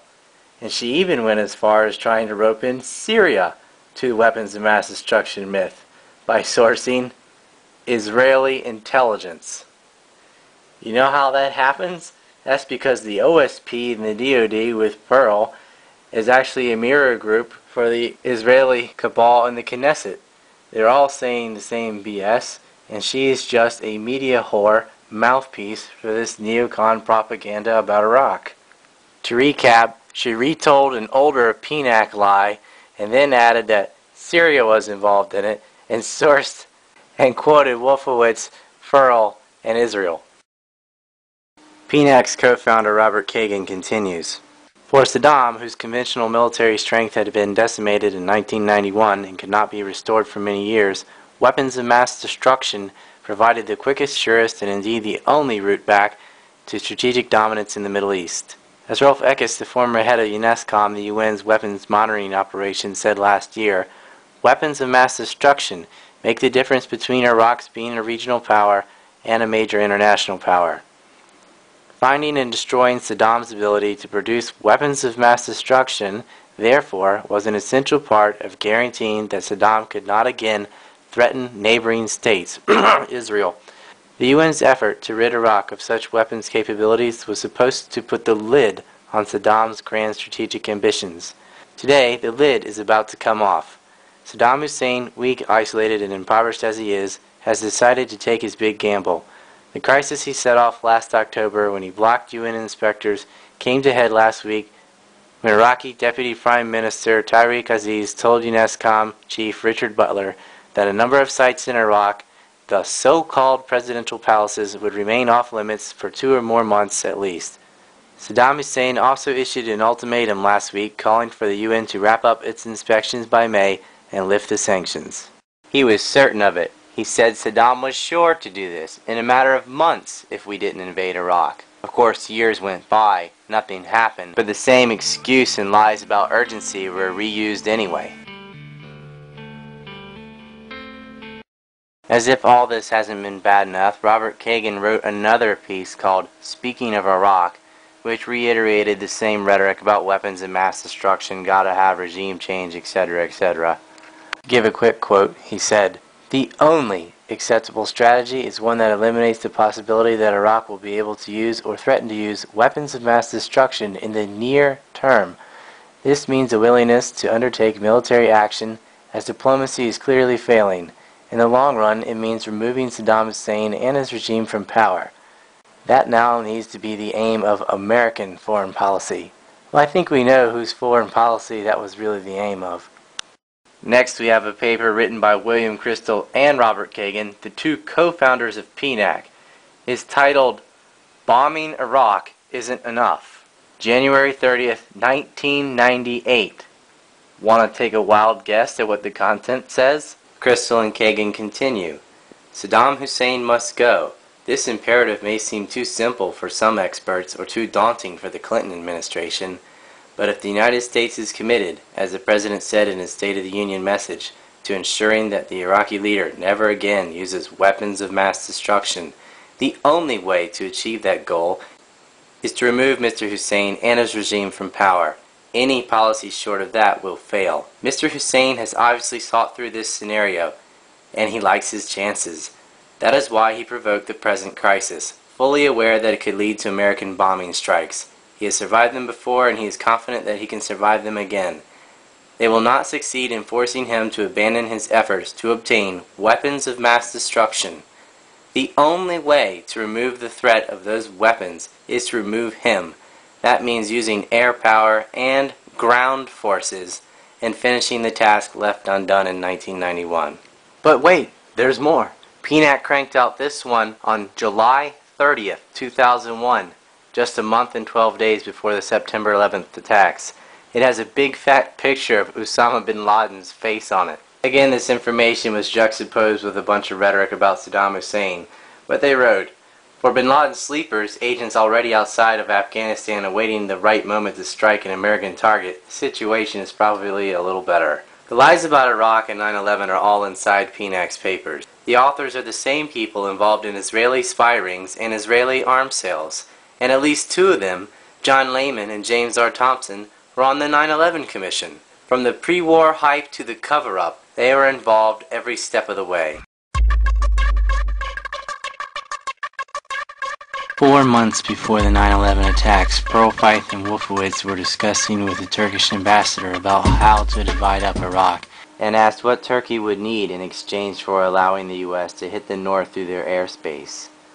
And the Turks got it in the form of a $9 billion aid package awarded to Turkey and Israel, which was lumped on erroneously to the defense budget bill at large. Congress appropriated the money, but then unconstitutionally, the Defense Department allocated it out. to itself, of course. Douglas Feith and Paul Wolfowitz were on the payroll of Northrop Grumman. Richard Pearl, the Defense for Policy chairman, was locked in with Boeing through Trireme and also Hollinger. Pearl and Feith also set up a little go-between in Turkey to act as a middleman, selling arms there where they had sent the newly acquired cash via aid, aka earmarked recycled military spending. Wow. Anyone who cannot see that the Iraq War was carried out and planned by this cabal of dual-citizen Israelis must be a fool. They wrote verbatim the pre-war hype 5 years before the war. These same people later faked the evidence and used their moles in the media to repeat the garbage they'd already been writing in the PNAC papers. However, until born-again Zionist Christian Bush, no one was stupid enough to listen. 200 spies were busted in the largest spy ring ever conducted on U.S. soil. Months after 9/11, Israel was caught spying again on the United States through Department of Defense employee Lawrence Franklin, who worked out of an office which met with Israeli generals and was run by Douglas Feith, another PNAC author. Feith is a profiteer whose company, Feith & Zell, is partners with an Israeli settler, Mark Zell. The law firm got to delegate reconstruction contracts in Iraq. Lieutenant Colonel Karen Kwiatkowski explains how military officers' opinions were dismissed or even punished by the civilian cabal brought in from the American Enterprise Institute, the parent of PNAC. She said, "But in fact, my outspokenness was probably never noticed because civilian professionals and military officers were largely invisible. We were easily replaceable and dispensable, not part of the team brought in by the American Enterprise Institute, the Center for Security Policy, and the Washington Institute for Near East Affairs. In early winter, an incident occurred that was seared into my memory. A co-worker and I were suddenly directed to go down to the mall entrance to pick up some Israeli generals. Post 9/11 rules require 1 escort for every 3 visitors, and there were 6 or 7 of them waiting. The Navy Lieutenant Commander and I hustled down. Before we could apologize for the delay, the leader of the pack surged ahead, his colleagues in close formation, leaving us to double time behind the group as they sped to the Undersecretary Feith's office on the 4th floor. My fellow escort and I chatted on the way back to our office about how the generals knew where they were going, most foreign visitors to the 5-sided asylum don't, and how the generals didn't have to sign in. I felt a bit dirtied by the whole thing. The Israelis were visiting the Department of Defense without having to sign in and going straight to Feith's office where the secretive Office of Special Plans was headed. The same office Larry Franklin worked for, who was sentenced to 12 years in jail for spying for AIPAC. Why were Israeli generals visiting a secretive group in the Department of Defense under the office of the Clean Break authors as well as PNAC, Feith and Pearl, where a spy for the Israeli lobby, AIPAC, was caught spying on the U.S., and this never made the news?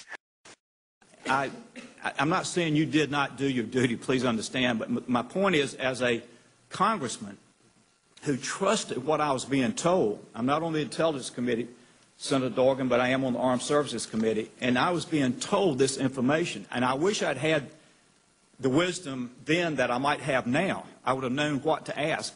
But I think many of my colleagues that did not have the experience on the Intelligence Committee, we just pretty much accepted.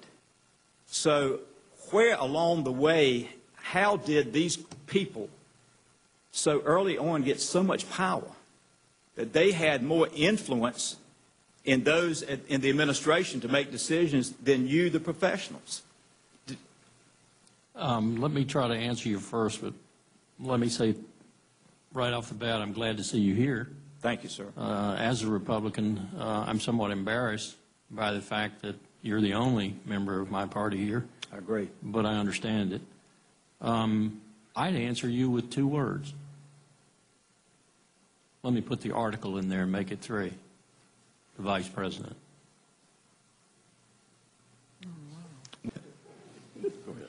I'd have to interject something similar to what I said to Senator Feinstein. To a lot of the analysts working these issues, we weren't aware of what was going on up there, whether it was the Vice President or somebody else. To give you an illustration, I didn't even know about the existence of the Feith office in the Pentagon until maybe 6-7 months before the war. And the way I found out about the existence of Mr. Feith's office because somebody who worked on terrorism in our bureau showed me a product produced by that office. As I recall, it was 2 pages long, and it was the evidence linking Iraq with terrorism. And the person was giving it to me effectively as comic relief, saying, "Can you believe what's on this paper?" It was as if I had gotten my morning traffic someday, because there's a lot of junk in intelligence that the analyst knows that has to be sifted out to get to the real kernels, and it looked like an unsorted pile of junk. And this is one reason the Fife office, which does relate to the Secretary of Defense and then to others, becomes extremely important. I didn't go into it in what I read here. It's in my written testimony. Those kinds of nodes and offices must be completely eliminated because people aren't even aware of them. There aren't standard communications between them and the rest of the intelligence community. And more importantly, there has been no vetting of their personnel, whatsoever, for professionalism, for experience in that field. That office basically was writing intelligence, which was getting far more attention than a lot of what Carl and I, were working on, and yet it had none of the professional standards, that it applied to the rest of the intelligence community. And it was so low profile, if you didn't know what was going on behind the scenes, to many of us it was utterly invisible until the last moments. Congressman Jones, if I can extend what Wayne White mentioned with regard to the detached nature of some of what was going on in the Office of Secretary of Defense and Office of Vice President, what this little group under Mr. Fife was doing and trying to come up with all the scraps, trying to show a link with al-Qaeda, they did put together a briefing, which was briefed out at Langley to Mr. Tennant and to members of the Counterterrorist Center. Again, I wasn't working on counterterrorism at the time. I didn't receive the briefing.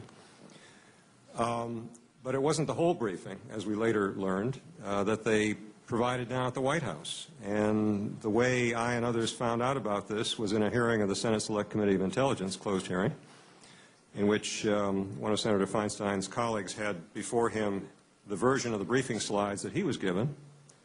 And my colleague, who was then Deputy Chief of the Counterterrorist Center, had the version that he was given, and the version that came to the intelligence community was missing the couple of slides that were devoted to criticizing the community for how they were missing this big link between Saddam and al-Qaeda. And here's what the intelligence community is doing wrong and why their analysis on this is so poor. This was never briefed to Mr. Tennant or to the Counterterrorist Center. It was briefed down at the White House. And only thanks to one of the members of the Senate Intelligence Committee did we ever find out about it. But if I could just add one more, and I would disagree with my friend Carl Ford on this. That group wasn't established because the intelligence community wasn't doing its job. It was doing its job rather intensively and devoting a great deal of effort, particularly the Counterterrorist Center. Again, I wasn't in it at the time, to this whole issue of Iraq and al-Qaeda because they were asked so many questions again and again and again and again and again. So they wrote a bunch of papers. It wasn't that they didn't do the good analysis or come up with the specific evidence. It's that the policymakers, these particular ones in the Office of Secretary of Defense, didn't like the answer. And the answer was there's no alliance. And that was a very well-documented answer. And there was a lot of other information that pointed in an opposite direction from all these scraps that Mr. Fife's office put together and we later read about in the Weekly Standard. Evidence that showed, for example, that there was not training going on, that there were not contacts between Iraq and just about any Islamist you could come up with in Afghanistan. That was all the other side that was ignored. So now this one takes the cake, though. It came from the Kagans, Wolfowitz, and Lewis Libby. It's probably PNAC's most infamous paper.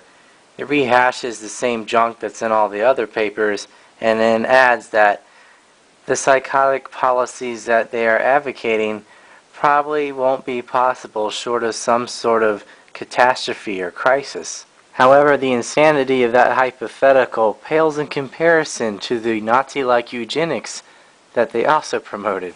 It actually proposes implementing racially specific bioweapons to get rid of unwanted people. This is the mindset of these Zionists. Not only did they think of that, they actually thought it would be okay to publish that. They don't worry or care because they know the press is not going to call them out on it. Of all the PNAC papers, this is probably the most infamous one. I believe a disproportionate amount of attention has been pegged on this paper because of the line and calling for a new Pearl Harbor-like event to act as a catalyst for their imperial escapades. However, and I can't read this one to you because it's too long, but I think you really need to read this entire document if you haven't already, because that line just doesn't do it justice. There are so many disgusting things in this report, and above you can see some more things I didn't have time to get into, but it was just, there's over 52 more papers they published about war with Iraq, Syria, Afghanistan, their entire foreign policy for the Middle East, and we've been following it to the T. And it's all deception. It's all lies. And yet with all the neocons' fanfare, they just couldn't get the wars they wanted until after 9/11. And after that, they associated those lies to their original lies, and finally, they could push forward with their dreams of bloody empire. I think the president made the right decision given what he knew. However, Israeli firsters were unable to get their war until they could create the myth of Saddam's men meeting with Al-Qaeda, using moles in the media to repeat the garbage of their own publications, which is exactly what they did. Not only that, but they compounded on that lie by adding that at this meeting, they also got anthrax from the Iraqis, and they blamed that on Al-Qaeda as well, all of which turned out to be lies.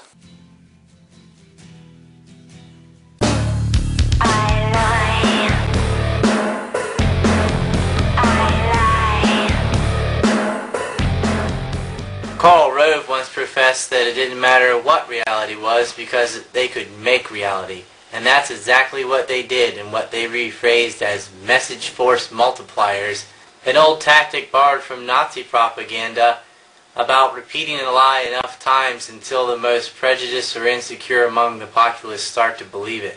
If they can get 5 or 6 people to repeat the same lines in different places in the press, regardless of how lacking in evidence the claims are, it will create the perception that everybody is saying X, so X must be true.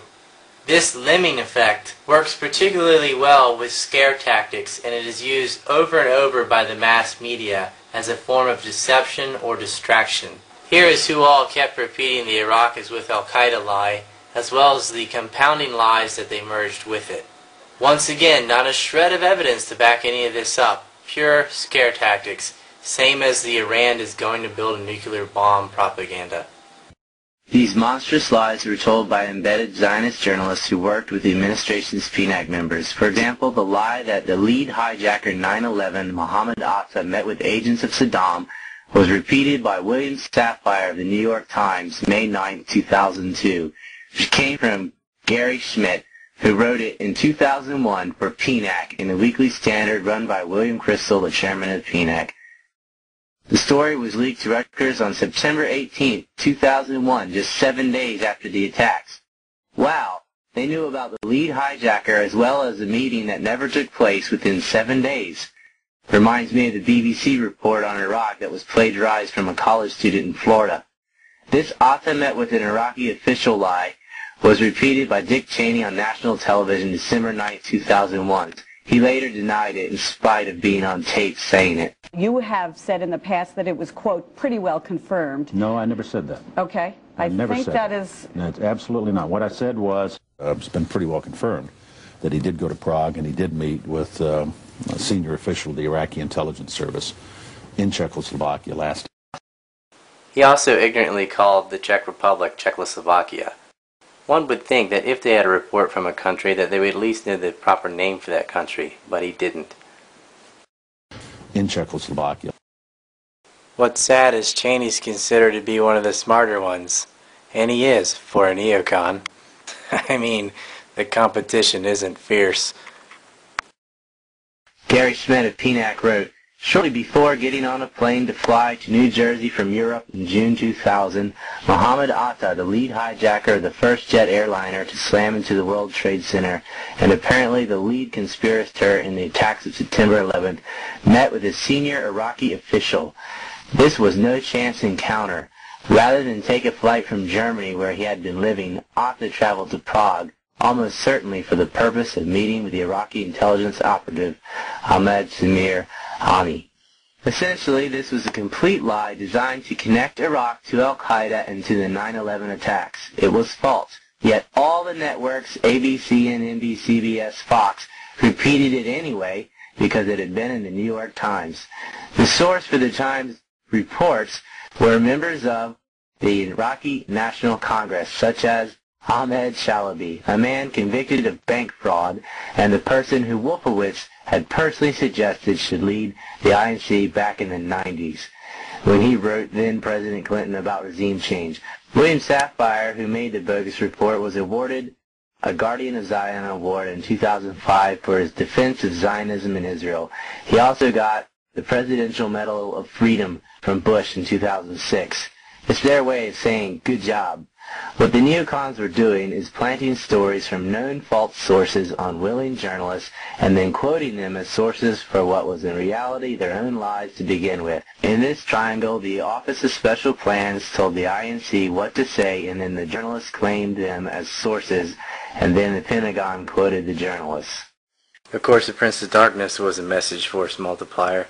December 28, 2001, in an op-ed in the New York Times, Richard Pearl wrote, "We must strike Iraq. Evidence of a meeting in Prague between a senior Iraqi intelligence agent and Mohammed Atta, the September 11th ringleader, is convincing."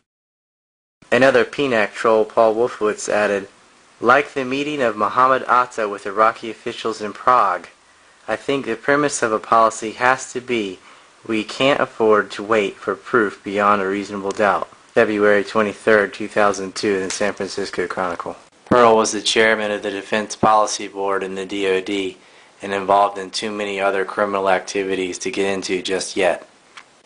Paul Wolfowitz was the Deputy Secretary of Defense and later the head of the World Bank, and also involved in too many crimes to get into just yet. They can get away with it. It's like they want to be caught. They are laughing at you. Also working with William Safire at the New York Times was Judith Miller. She made up the lie about Iraq's aluminum tubes allegedly being used as centrifuges in a nuclear reactor. Never mind the fact that that wouldn't physically work anyway if it was true. That doesn't seem to matter. I already explained to you that these people aren't very bright. But they don't worry about that, you see. They know that it doesn't really matter how bad their lies are. They're going to be accepted anyway because their entire role is to just facilitate some sort of pretext for war. She was also the journalist that spread the story about Saddam having weapons of mass destruction hidden under his palaces or in mobile trucks. Louis Libby, who I'll talk about in a bit, also promoted the mobile weapons lab myth, as well as the myths about Iraq's alleged anthrax. 9/11 was the new Pearl Harbor event the neocons yearned for, and it was 9/11 that acted as the catalyst for both war and sweeping pre-written legislation to create a security panic state, stripping away civil liberties and constitutional rights for the sake of the military-industrial complex. It is very important to look at the events before, after, and during 9/11 to understand it. It's also important to look at who was chosen to investigate it. Two huge bills were created which have forever changed America: the Patriot Act and the creation of the Department of Homeland Security. The Congress passed these monsters while it was under the duress of an anthrax attack. At the time, the politicians and the mass media pinned the anthrax attack on al-Qaeda. The notes from whoever sent it read, "Death to America, death to Israel," automatically generating sympathy for Israel's struggle. Israel, a brutal apartheid regime, was linked to America's enemies. One lie led to another. First, al-Qaeda was behind the anthrax attack, and then two more lies were created to connect al-Qaeda to Iraq and Iraq to 9/11. The mainstream press never asked for evidence of the claims being made. They just repeated them obediently and blindly. Some were even dumb enough to take the Israelis at their word, as if Israel has never lied to the United States and would have no motive to implicate its enemies with such a tale. The London Times reported that the Iraqis were seen passing anthrax to al-Qaeda. Their sources, Israeli intelligence. Here we can see the beginnings of setup. With this lie, they connected 9/11 to Iraq. There was no meeting in Prague. There were no Iraqis passing anthrax to hijackers. There were no Iraqis even talking to hijackers. Next, Iraq was said to be making biological weapons of mass destruction, including anthrax, in mobile weapons labs. This lie came from Judith Miller of the New York Times, the girlfriend of the lawyer for the Mossad, Louis Libby. Here's a woman who tried to blame both the 1993 World Trade Center attack as well as the Oklahoma City bombing on Iraqis. She claimed that Iraq was using mobile weapons labs to hide its biological weapons of mass destruction and was capable of producing anthrax. Judith Miller was also a journalist who got a hoax letter of anthrax. It's interesting because the first set of these hoax letters were postmarked by the real attackers before there was reporting on the anthrax. So why send Judith Miller and Fox News pretend attacks? And yet the attackers sent real anthrax to others who opposed the Patriot Act and the war. The formula is simple. 1. State Al-Qaeda attacked the U.S. with anthrax. 2. State Iraq has biological and chemical weapons of mass destruction, including anthrax. 3. State that Al-Qaeda met with Iraq. 4. State that Iraq gave anthrax to Al-Qaeda. All of these statements are lies. But it leaves the public with the conclusion that Iraq and Al-Qaeda were working together. Now, did Osama bin Laden set all that up? No. And Osama bin Laden is dead. Later, neocons involved in the American-Turkish Council and the American-Israeli Public Affairs Committee were fingered in illegal black market weapons trades, including nuclear material. Sybil Edmonds, the translator for the FBI, had the state secrets privilege enacted on her as a gag order. Every step has been taken to silence investigation, information, and legal action into these crimes. AIPAC was also caught spying on the United States, again. One of its moles, Larry Franklin, who was sentenced to 12 years in jail, was involved with the Niger forgeries, a bit of nuclear weapons propaganda which fit nicely with Judith Miller's tubes myth. The British government has learned that Saddam Hussein recently sought significant quantities of uranium from Africa. If you don't know already, if you've been living in a cave or getting all of your news from TV, these forgers were so sloppy that they didn't even fake the right name on the documents, and ignorantly used the name of a former foreign minister who had not been in power for more than a decade. It would be the equivalent of trying to pass off a modern document today and signing it Ronald Reagan, which is not even possible. This bogus information was used anyway, despite it being immediately debunked by the CIA. They knew it wasn't true. The CIA is evil, but they're not stupid. But it didn't matter, and they knew it wasn't going to matter. The press never took the 20 seconds or so that I just did to explain this, with the exception of Bill Moyers on PBS. All in one, you see the imperialists' intentional deception and sloppiness with the media's yes-man partnership.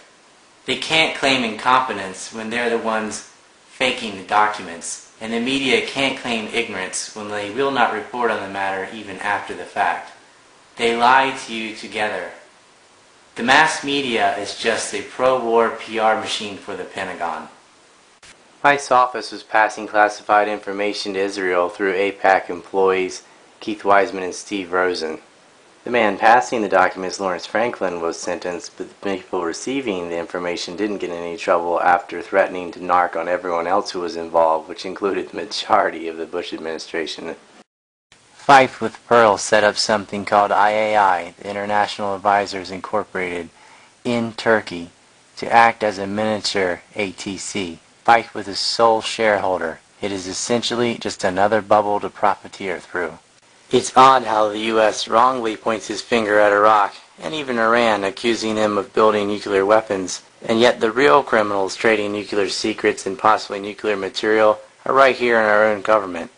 Our Undersecretary of State and former ambassador to Turkey, Mark Grossman, is implicated in just such a crime.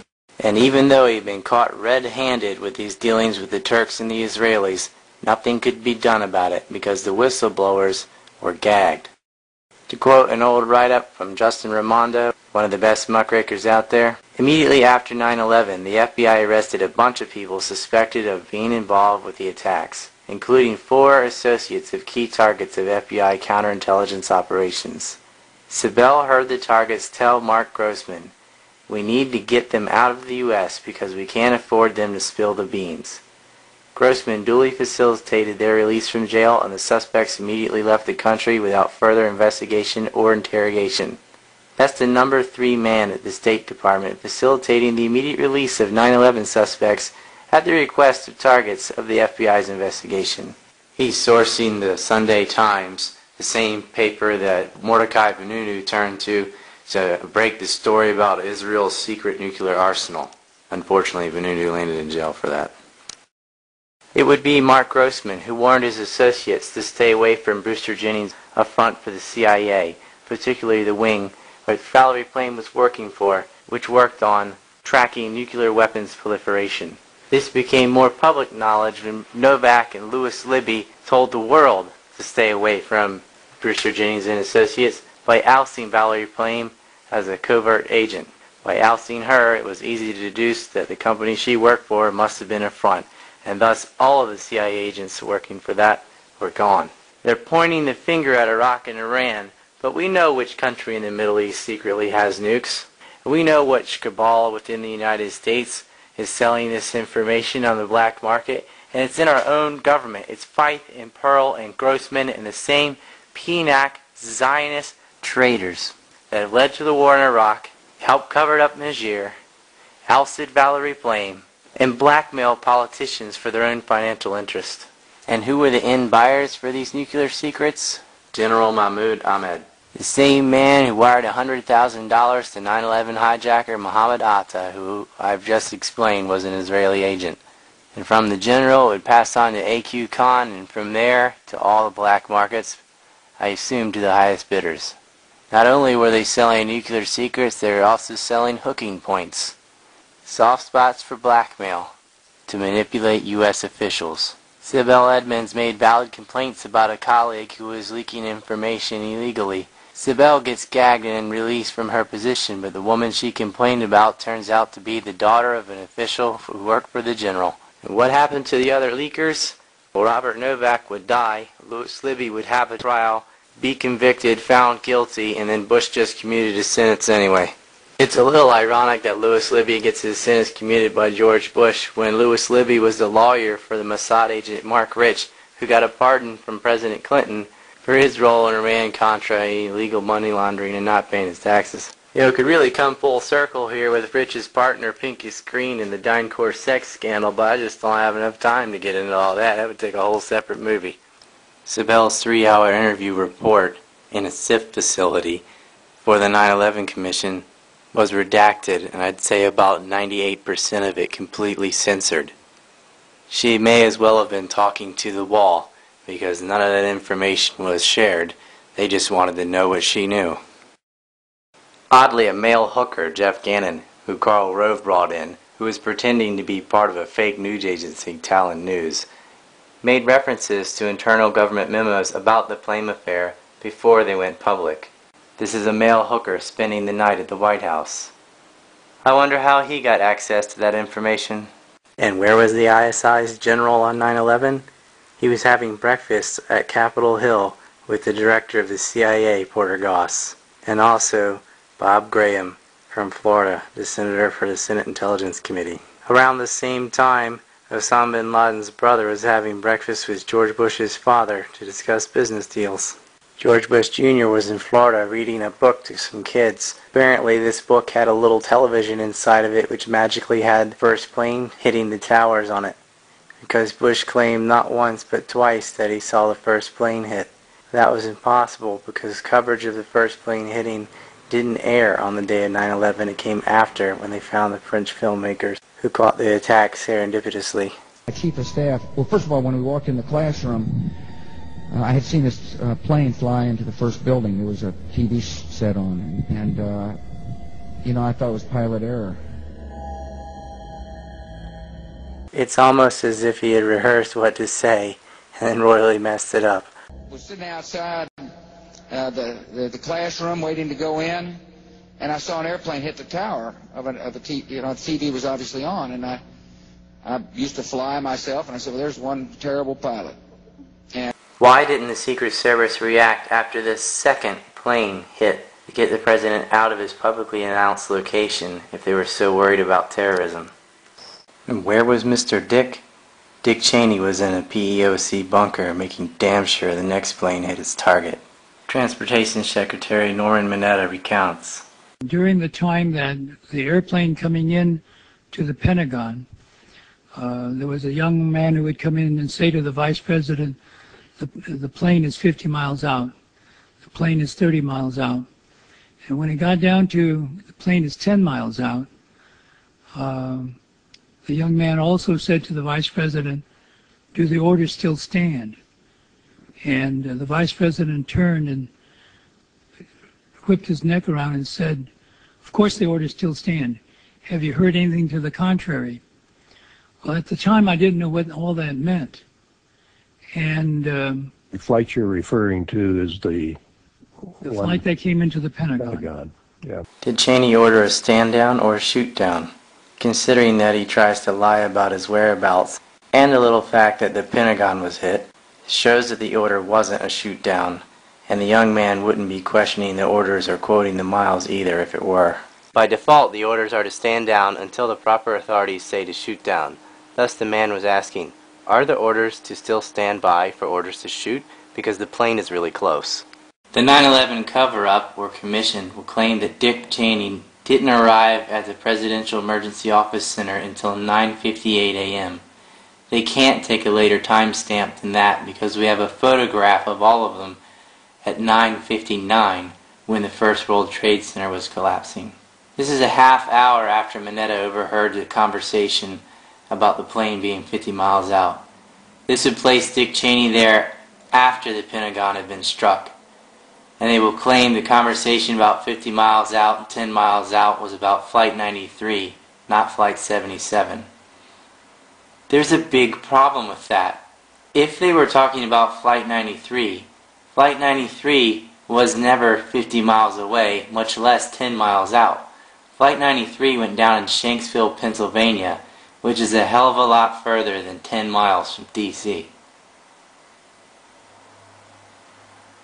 Norman Mineta arrived at 9:20, and Cheney and Rice were already there. Richard Clarke, the terrorism czar, stated in his book Against All Enemies that he arrived at 9:03, just as the second plane had hit the World Trade Center, and shortly after, certainly before 9:58, went into the Presidential Emergency Office Center to find that Cheney and Rice were already there, and recalls that later Mineta arrives at around 9:20 because they were looking for him. That means that Cheney was there between 9:03 and 9:20, if not earlier. White House photographer David Burr would tell Peter Jennings at ABC News that shortly after 9, the Secret Service came to Cheney's office and said, "Sir, you have to come with us."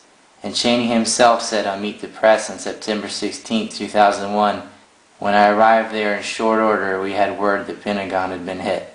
So that's 3 eyewitnesses plus Cheney himself confirming that Cheney was there before the Pentagon was hit. Of course, the White House photographer and the Vice President gave these accounts before the Mineta testimony to the 9/11 Commission. Also, Condoleezza Rice and the Commission claimed that she arrived there shortly after Cheney. It would be an extremely narrow window for Rice to arrive after Cheney after 9:58. And yet all of them are there for the photograph at 9:59 of the World Trade Center collapsing. There is no way she had all those conversations with Clarke and the principals within those seconds. Dick Cheney and Lee Hamilton are liars, no shock there. And the 9/11 Commission would delete Norman Mineta's testimony from their video archives. However, we recorded it from C-SPAN. It wasn't just moles in the State Department and DOD impeding the FBI's investigation into 9/11 suspects. The FBI was impeding the FBI's investigation into 9/11. It's a stretch, but one could still claim that maybe they're just trying to cover up for their embarrassing failure and screw-ups to save face. Except that there is absolutely no rationalization in the world to explain why the FBI went to Ames, Iowa and destroyed all the Ames anthrax samples. I'll let you hear the words of Francis Boyle from an interview on Boiling Frogs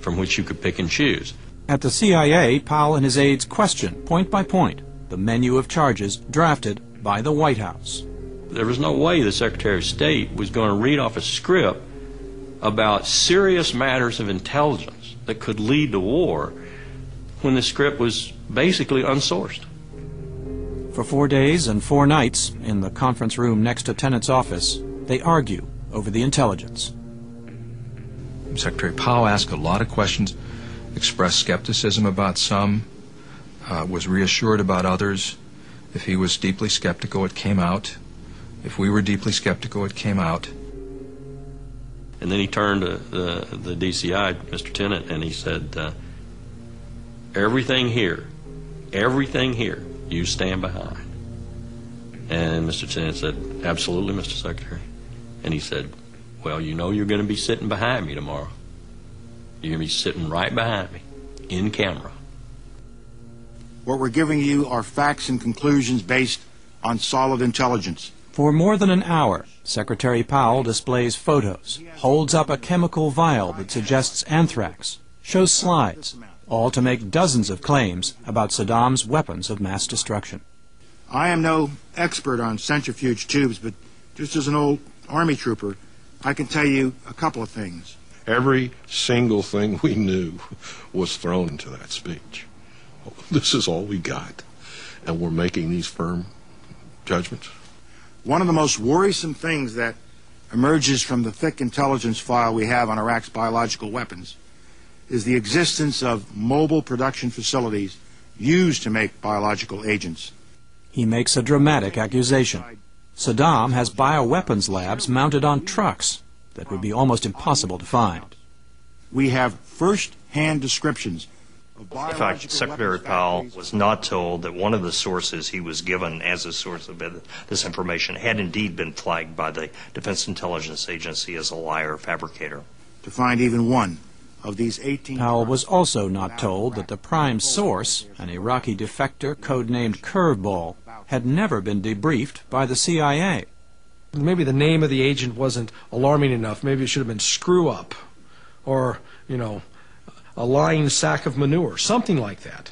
But, you know, to know that you're giving the president a ticket to go to war based upon one source, at that point you want to drag the source in and talk to him yourself.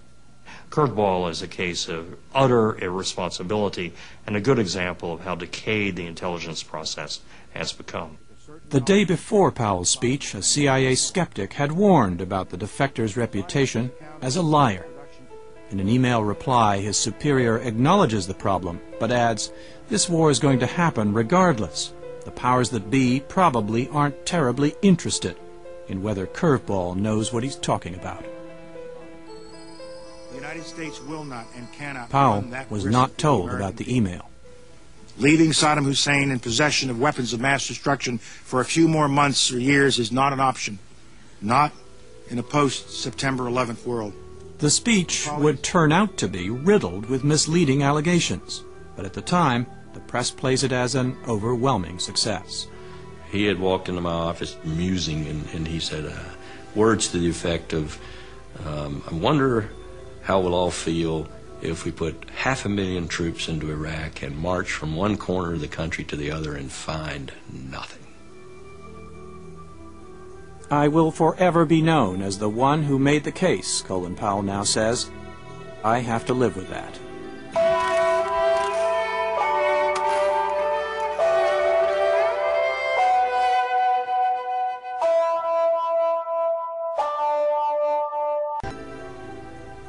I look back on it and I still say this is the lowest point in my life. I wish I had not been involved in it. March 19th, 2003, the aerial bombardment of Iraq begins. It is the first preemptive war on this scale in U.S. history. Interestingly, the bogus speech Powell was suckered into delivering was originally written up by none other than Cheney's chief of staff and plain scandal fame and convicted criminal Louis Libby. The speech was rewritten by George Tenet, which is about like crawling out of the pot and into the kettle. The neocons assured Powell of its sources and evidence to back up the claims, and Powell, in one evening, ruined his years of hard-earned credibility by trusting them. This anthrax attack and its associated claims, which led to a war, was not an act done in a bubble. This was a carefully calculated event.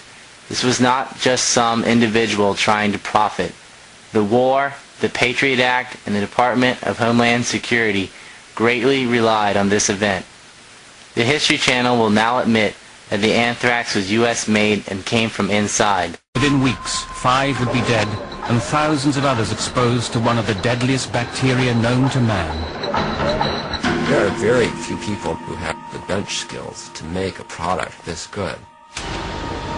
Federal investigators discovered clues to the perpetrator's identity encoded in the bacterium itself.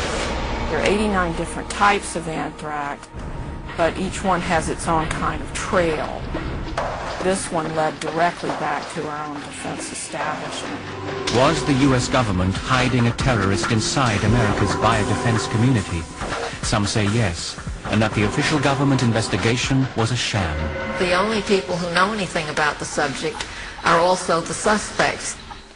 They protecting this individual. What we're dealing with here is an inside job with a real insider who has secrets that nobody wants to get out. It's going to be too humiliating, too embarrassing. All the spores were sent for immediate forensic testing.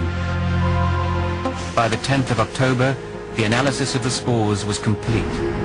The results were horrifying. The bacterium that killed Robert Stevens and eventually infected 7 of his colleagues was identified as the Ames strain, a strain long favored by and under the near total control of the U.S. Biodefense Program. In August 2008, finally a member of the mass media, Keith Olbermann, admits and clarifies for the public that the anthrax was not from Al-Qaeda. Good evening. This is Friday, August 1st, 95 days until the 2008 presidential election. To that topic presently. First, if reporting by the Los Angeles Times today is even remotely accurate, the questions about the anthrax attacks, which terrified this nation late in 2001, would seem tonight to have boiled down to 3. First, was the anthrax sent by just one employee of our own government or more than one employee of our own government? Was it incompetence or a cover-up? And third, how, if there was evidence of something askew at our biological warfare lab in Maryland as early as December 2001, why did national news organizations in this country receive supposedly reliable leaks from the Bush administration that the anthrax had originated in Iraq? Our 5th story in the countdown, there is finally a suspect in the anthrax attacks. He worked for the government's anthrax lab, and unfortunately he's dead as of this past Tuesday. His name was Dr. Bruce E. Ivins. The Los Angeles Times reporting this morning, NBC News confirming tonight, that the Justice Department was preparing to file criminal charges against him for the 2001 anthrax attacks. Yes, Bruce Ivins is dead. He seems to be getting convicted while he's in his casket. How did the FBI arrive on such a completely new suspect after chasing an innocent man, Stephen Hatfield, for years, which ultimately ended in a $5.8 million settlement, which we got to pay? About a month before Ivins' death, just days after the Hatfield settlement, I warned of the possible suiciding of Bruce Ivins, as well as the FBI's need for a new fall guy. That same week, on July 3rd, on Chaos Radio and antiwar.com, I was on to talk about the bizarre investigation of the Litvinenko affair. Scott Horton and I touched on the anthrax case as well, where I brought up the puzzling non-interest of the FBI into one Dr. Philip Zach. Dr. Philip Zach worked for and was released from the same lab where the anthrax was physically traced back to. Why was he released? He was released for his harassment of a co-worker, Ayad Assad, who was later blamed for the anthrax case and was found innocent. Dr. Zach and his fellow co-workers created something called the Camel Club, a racist faction in the lab which focused in on Arab co-workers, including Ayad Assad. It wasn't just Assad. Assad was the most famous case because he was blamed in the anthrax attack, but many other Arab co-workers were also accosted by this Camel Club group. The day after my interview on antiwar.com radio, on July 4th, antiwar.com's chief editor Justin Raimondo wrote another piece about the anthrax attack. and the goose chase of Ayad Assad and Stephen Hatfield, and the unanswered questions about Dr. Philip Zak. Justin points out, Dr. Assad, an Egyptian-born biologist who worked at U.S. AirMed in the early 1990s, was the target of a hateful harassment campaign that became the subject of federal lawsuit later settled out of court. The defendants in the suit were a group of U.S. AirMed employees who targeted Assad by sending him anti-Arab missives, including a rubber camel outfitted with a sex toy, and composed poems that they left on his desk. End quote. With the U.S. already in Iraq for over half a decade, the mass media no longer needs to imply an Iraqi anthrax connection. Only now, after Ivan's death, are they admitting that it was a domestic attack. But why were government officials and journalists taking Cipro before the attack? Where did the bogus intel blaming Iraq come from? The speech to the UN, the media reports about Iraq sure seem like a propaganda setup. Many of the most demanding and basic questions have still been left unanswered. Quote Justin Raimonda's July 4th piece. Just before the anthrax letters became public knowledge, but after they'd been mailed, military police headquarters at Quantico, Virginia received a letter that accused an Arab scientist who once worked at the U.S. AMRAD facility, a biowarfare lab at Fort Detrick, of being a terrorist about to unleash biological warfare against civilian targets in the U.S. End quote. Salon.com reported in 2002, according to Assad, the letter writer clearly knew my entire background, my training in both chemical and biological agents, my security clearance, what floor where I worked, the 2 sons that I have, what train I take to work, and where I live. The author of this mysterious letter, an obvious attempt to frame Assad, remains anonymous. The FBI apparently has no interest in investigating its possible origins. The writer obviously knew an attack was coming, and they knew great details about Assad. The intimate details given about Assad had to have come either from a co-worker or from an intelligence agency. Assad himself believed it was Philip Zak, a man who was a ringleader in his harassment and who had been caught in the past illegally researching and stealing anthrax from the lab. You would think that that would be rather interesting for the FBI. One would think that that would be a red flag. Apparently not. Philip Zak should be at least worth questioning, but the FBI was led down a wild goose chase.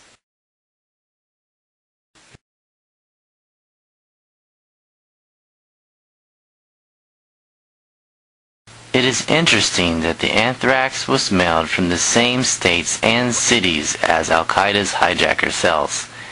Did someone know ahead of time where they were? Antiwar.com has at least reported on a portion of the story. The case of the Israeli art students living next door to hijackers is infamous.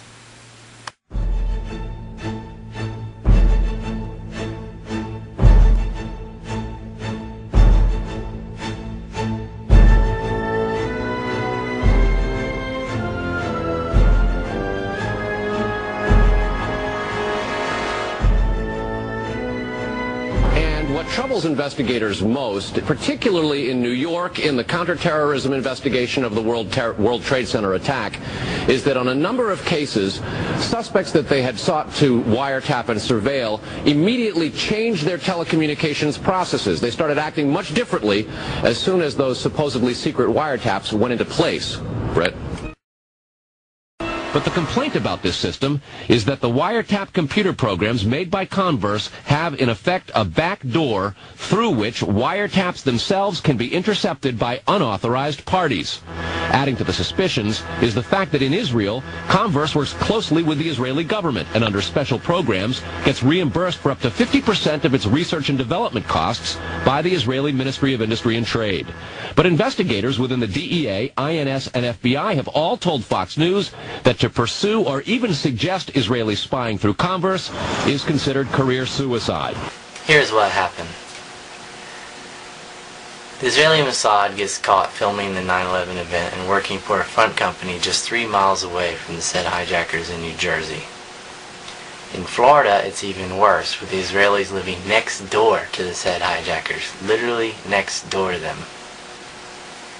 But then, The official story starts getting really goofy when you have the reports of one of the hijackers' passports magically flying down near Ground Zero and being found unburned.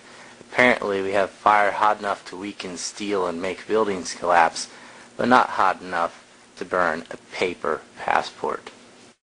As if it was an attempt to top that one, they have the claim that Muhammad Atta, the same guy they lied about having a meeting in Prague where he got anthrax, supposedly had a bag with a list of all 19 hijackers' names on it and plans about 9/11, which just so happened to get lost in the luggage and never made it on his final flight. But then the FBI royally goofs up that list because they have a number of hijackers who aren't dead, and they go and backpedal on, oh well, it was some guy with the same name and The story's basically dropped. Robert Mueller, the former director of the FBI, finally told CNN in September of 2002 that, quote, there was no legal proof to prove the identities of the suicidal hijackers. There seems to be a lot of mystery surrounding Muhammad Atta. He's the lead hijacker, dubbed so by the mass media. He was the one used to link Iraq to anthrax unfairly. And then this guy takes a bag with him on his final attack with all the plans in it and all the names of all the hijackers on his final flight, which if discovered would ruin the entire thing. He lived next door to Israeli spies, and he was spotted on the casino ships of Jack Abramoff, a Zionist lobbyist, on September 5th, just 6 days before the attack. That's all interesting. Well, that's not all. He also had Star Trek teleportation powers, apparently, because the guy can be in Florida at 5 o'clock and yet be on a flight to Baltimore at 3 and somehow get back and be drinking in a bar. And I'll give you a link to that so you can read the details here. Doing some follow-up on what we knew about Muhammad Atta leading up to 9/11. That's right.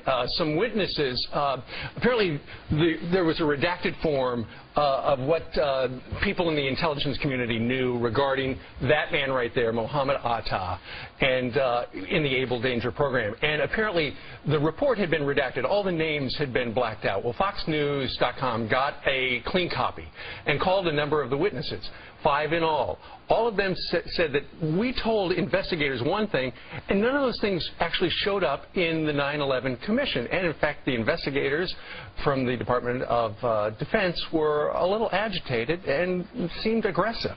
So why wouldn't that show up in that report? Well, these 5 witnesses claimed that the Defense Department was worried about taking some of the blame for 9/11. But here's what I don't understand. Why wouldn't they put in the report these findings? Because maybe that would look at least like they were kind of following the trail of Muhammad Atta, instead of just having this whole situation happen. You know, at least it gives the American public the image that at least we're kind of onto him. Yeah, but then, I don't know which one's worse. But were we onto him, and did we have a picture of him, and did we know that? Did we know him by name? And the name at that point was Mohammed El Sayed. And if we did know him, why didn't we stop him? That's the problem. But does it look any worse than in August, bin Laden determined to attack in the U.S.? That looks bad. There were so many mistakes. There was so many times where we had a chance to get bin Laden. You can go back and back and back. But for some reason, the Defense Department put their line in the sand and said these 5 people that brought up the fact that we were tracking a cell that included Muhammad Atta in it leading up to 9/11 was redacted, not included. And now Lieutenant Colonel Tony Schaefer would not stand for this. He said it was called Operation Able Danger, and we were tracking Muhammad Atta. And when he was interviewed by Phil Zelkow, who ended up joining the State Department, he said, you know, Tony, this is an important part of the story. We'll make sure it's in the 9/11 report. And it wasn't. There was no follow-up. And Colonel Schaefer would not be corralled. Now, I don't understand how this led to Operation Dark Heart and the purchases of 9,500 books by the Defense Department that were hensely destroyed. That were written by Schaefer. Written by Schaefer. His new book. They burned them. They did. Well, what's going on? Because some people who agreed to speak to FoxNews.com did so without giving their names because they fear repercussions. I mean, come on. What kind of repercussions could there? I mean, I believe that they fear repercussions. What I'm saying is, why should they be put in that position where they would actually fear that? I mean, aren't we all on the same team here? I think. They could.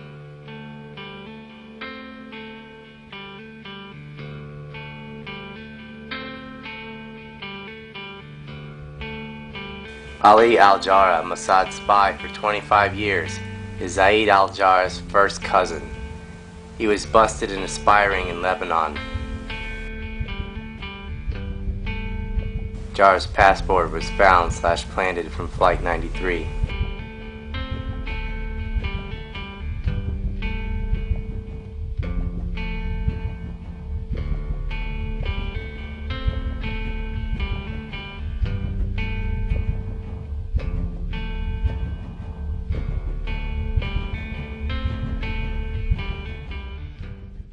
There have been several Osama bin Laden tapes to hit the news, as well as Al-Qaeda tapes, and these things are fake.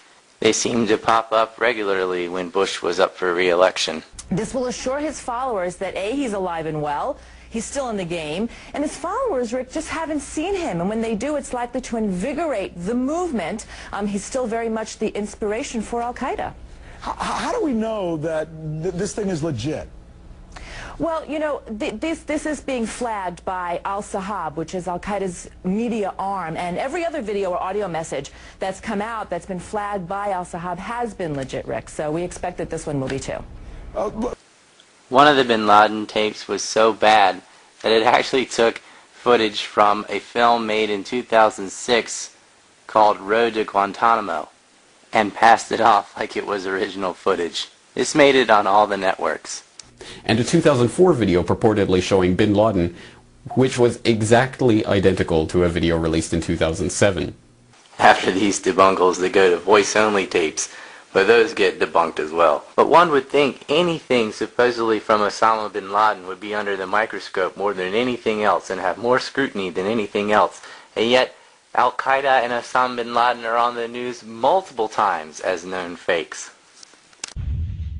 Adam Gadon, the so-called American Al-Qaeda who proclaimed himself the media maven, if you will, for Al-Qaeda and was helping to produce a lot of these so-called Al-Qaeda videos that were all over the internet that made Al-Qaeda look really bad and made the Muslims look bad. Should you fail to comply in full, we will deem it sufficient justification to continue to fight and kill Americans. Come to find out, Adam Gadon's real name was Adam Perlman.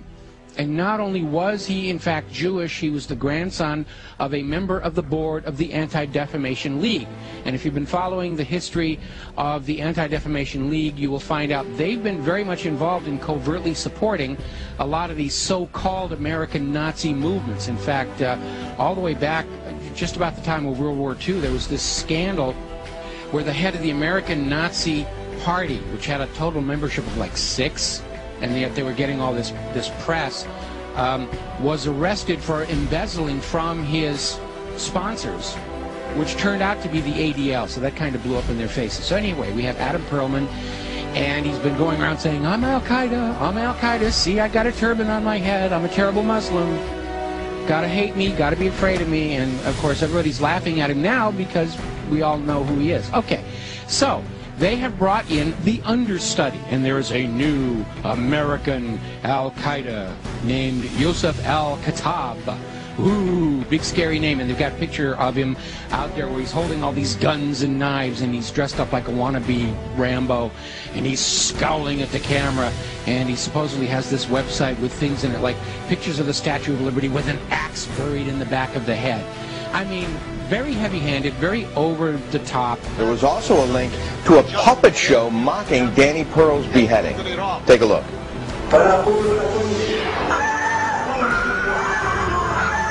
Oh, that's awful. You know, just looking more like a movie prop than anything else here. So, as it turns out, this is another fake. His real name is Joseph Cohen. He's a 39-year-old New York City taxi driver, as you mentioned. He called himself Yusuf al-Khattab, but he was born Joseph Cohen here in America. He is a Jew. And he is another manufactured front to try and convince Americans that Al-Qaeda is actually here in the United States. This is why we've got to be doing this, doing surveillance on the American people and reading their email and listening to their phone calls and all this stuff, because you never know when we're going to get into a situation with the American Al-Qaeda. And it's all a front. It's a fake. He was not their commander. There is also no evidence that bin Laden used the term Al-Qaeda to refer to the name of a group until after September the 11th, when he realized that this was the term the Americans had given him. There was constant discussion about him hiding out in caves, and I think many times the American people have a perception that it's a little hole dug out of a side of a mountain. Oh, no. This is it. This is a fortress. Yes. A complex, multi-tiered, bedrooms and offices on the top, as you can see. Secret exits on the side and on the bottom. Cut deep to avoid thermal detection. A ventilation system to allow people to breathe and to carry on. The entrance is large enough to drive trucks and even tanks, even computer systems and telephone systems. It's a very sophisticated operation. Oh, you bet. This is serious business. And there's not one of those. There are many of those. Oh, I think we've seen this cartoon rhetoric before. There weren't many of those. There weren't any of those. Now, Atta and Al-Omari went out of their way to get on camera on September 10th, the night before the attack.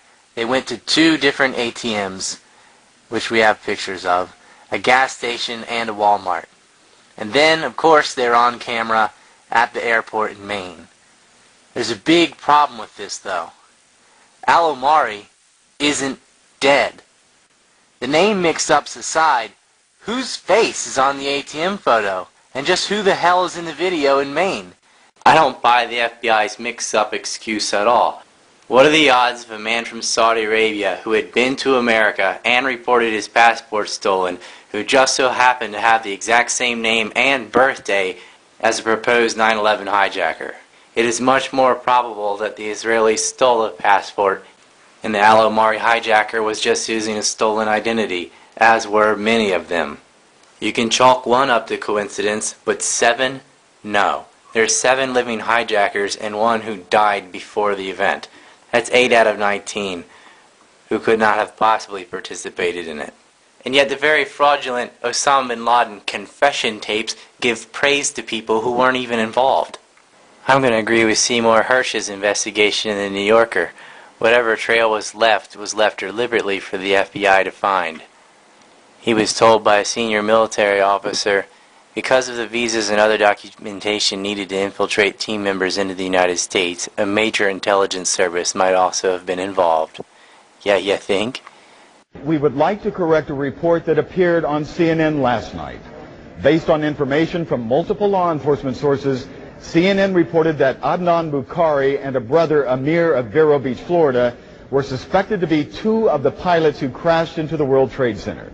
Today, CNN learned that Adnan Bukhari is still in Florida, where he was questioned yesterday by the FBI, and after taking a lie detector test, today he was cleared of involvement in Tuesday's airliner attacks. We are sorry for the misinformation. Through his attorney, Bukhari says he is not connected at all with this, that he is helping authorities, and that any documents that they found with his name means his identity was stolen. He says Amir Bukhari, who he says is not his brother, died in a small plane crash last year.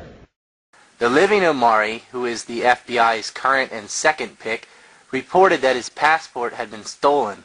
This is worse than Niger forgeries, and yet, where was the media? So we have an unburned passport, IDs left behind at strip clubs, and then a list with all the names on it is conveniently left in a bag there for everybody to know. And then that list is all goofed up because some of the names on there were wrong. It gets even more interesting when the live reports report truck bombings as well as arrests. And then this suddenly disappears from the media and the American conscience. Instead, we are fed images of dancing Palestinians. It's funny how Palestinians were featured dancing on every single channel when this was a false prepackaged tape, and yet the Israelis who actually were dancing on 9/11 never see airtime. The dancing Israelis who were working for Mossad front company Urban Moving Systems get caught in a van with traces of explosives. They were filming the 9/11 attacks in New York with the planes crashing into the buildings before it happened. So they just decided to set up a film on that particular day, driving around in a van that had traces of explosives, and there were nearly $5,000 stuffed in their sock, and they just strolling through, you know, set up in the park, put a camera, let's point at the World Trade Center for no particular reason, just in case something happens. And then, of course, 9/11 happens. There. That's not reported. The truck bombs are never followed up on, and the massive spy ring is never aired. How did the Israelis know what was going to happen? What happened to the truck bombers? Why were the reports of the truck bombs never brought up again, and the investigations into the spy rings never got airtime? Why is that? Well, I wouldn't hold my breath waiting for the U.S. media to do an in-depth report about it. Anything that can involve Israel is off limits. They won't even report on a 40-year, very open, very verifiable military occupation of racial colonization and ethnic cleansing that could make conquistadors blush.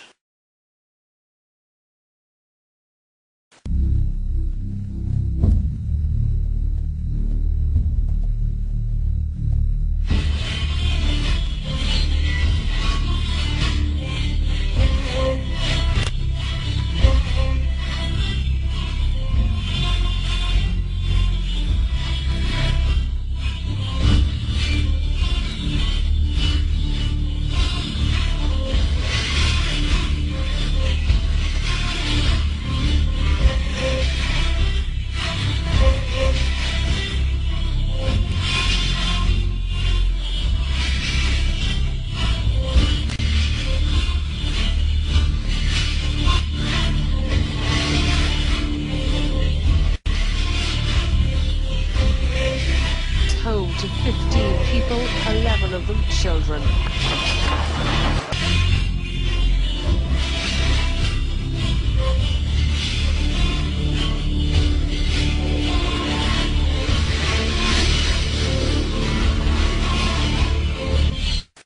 With all the obvious mistakes about the hijackers' identities, the phony bin Laden tapes, the physics of the building, the lies about the anthrax, the lies about weapons of mass destruction, the way the whole narrative was woven together with 9/11, you'd think somebody should be explaining this. There ought to be an investigation into this. Well, there was a investigation into it, sort of. There was supposed to be, from the 9/11 Commission. It wasn't something the Bush administration wanted. Bush was adamant about blocking the formation of a commission to investigate 9/11. Well, why would the President of the United States not want 9/11 to be investigated? He battled with Tom Daschle, Majority Leader of the Senate and an anthrax target, about who would conduct an investigation. It wasn't until more than a year later that he conditionally permitted it.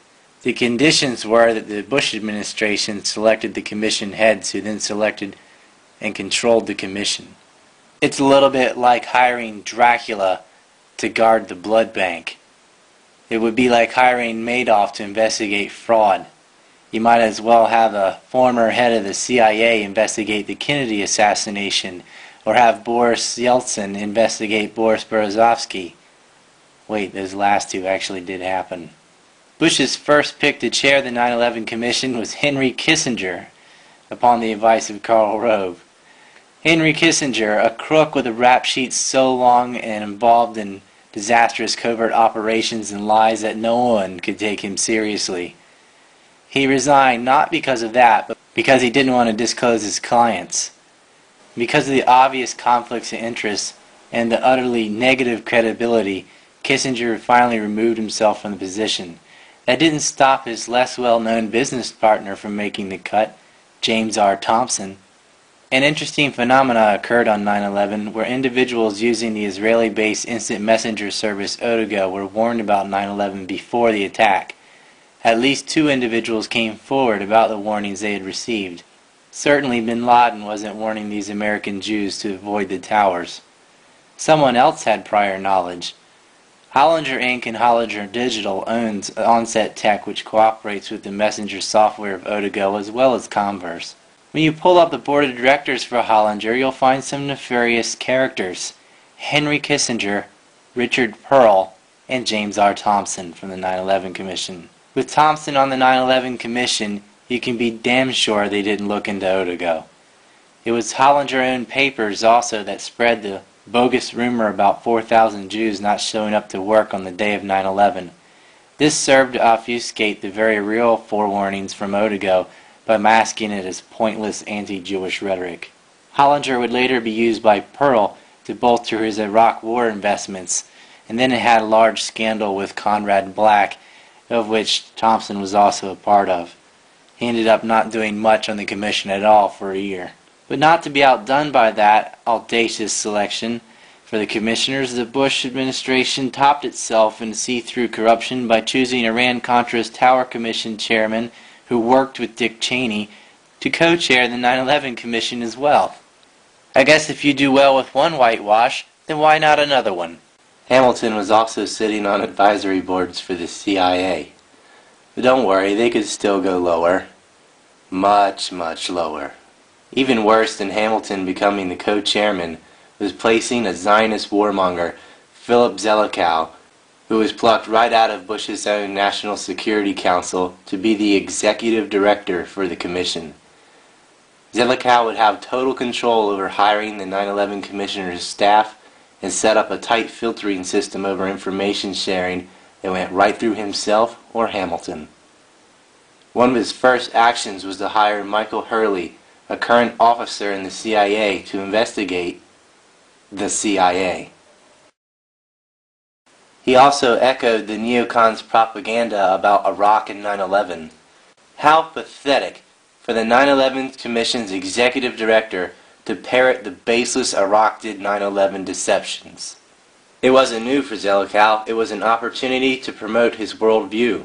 In their book on the Israeli lobby, Mearsheimer and Walt exposed Zelikow for calling for war with Iraq to protect Israeli interests in speeches that he gave to universities. Zelikow would later admit as much with a so-what attitude. Apparently, he forgot the 9/11 Commission was to investigate an attack on America and not to be a tool for Israeli interest. No one was really looking into 9/11. They were looking into how to use it. There was one dissenter in Zelikow's way, a staff member that slipped through the cracks, Donna Lesman. Breaking Zelikow's filter protocol, Lesman dug into the direct 9/11 connections with the government of Saudi Arabia. Zelikow fired her and had her findings deleted from the 9/11 Commission's report, 28 pages redacted. Perhaps she asked how a Saudi GIT agent working with the FBI was providing housing and actually living with 9/11 hijackers. National security whistleblowers tried to testify before the commission, but were either not asked to testify or their testimony was only barely acknowledged, or worse yet, completely omitted from the record. Zelikow was later revealed to be the real author of the Bush Doctrine, the justification of preemptive war, which has led to the deaths of more than 1 million people so far. Zelikow was the author of a very important document issued by the White House in September 2002 that really turned military doctrine on its head and said that the United States could become involved in preemptive war, preemptive defense, that we could attack a nation that didn't pose an immediate military threat to this country. And obviously in September 2002, it sure appeared that that document was being written with one target in mind, Iraq. Now, as I say, the author of the document at the time was anonymous. We didn't know that Philip Zelikow had written this thing. And that becomes known, I think, widely on the staff only in the final months of the 9/11 Commission investigation, and it appeared to pose yet another conflict of interest for Zelikow. Thomas Keane, the other co-chairman of the commission, was there about as often as Obama went to the Senate. He was too busy engaged in his own personal profiteering racket. He said he could only commit 1 day a week to the commission and would only appear in the press if it was with Hamilton. Apparently, investigating 9/11 was not important enough for him to postpone his other affairs, and this allowed Hamilton and Zelikow even more control over the operation. Like James Thompson, Thomas Keane was too involved with his own scandals.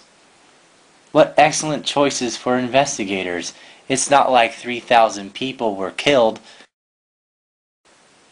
Keane later promoted and was greatly impressed with the comic book version of the 9/11 report, which reduced it down to about 161 picture pages, and he is currently still going around the country hacking this junk into school systems to get elementary school kids even to learn about 9/11.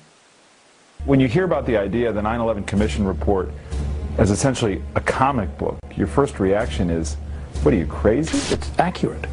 I mean, the graphic version is accurate. That's what happened. How could they compromise the integrity of the investigation further?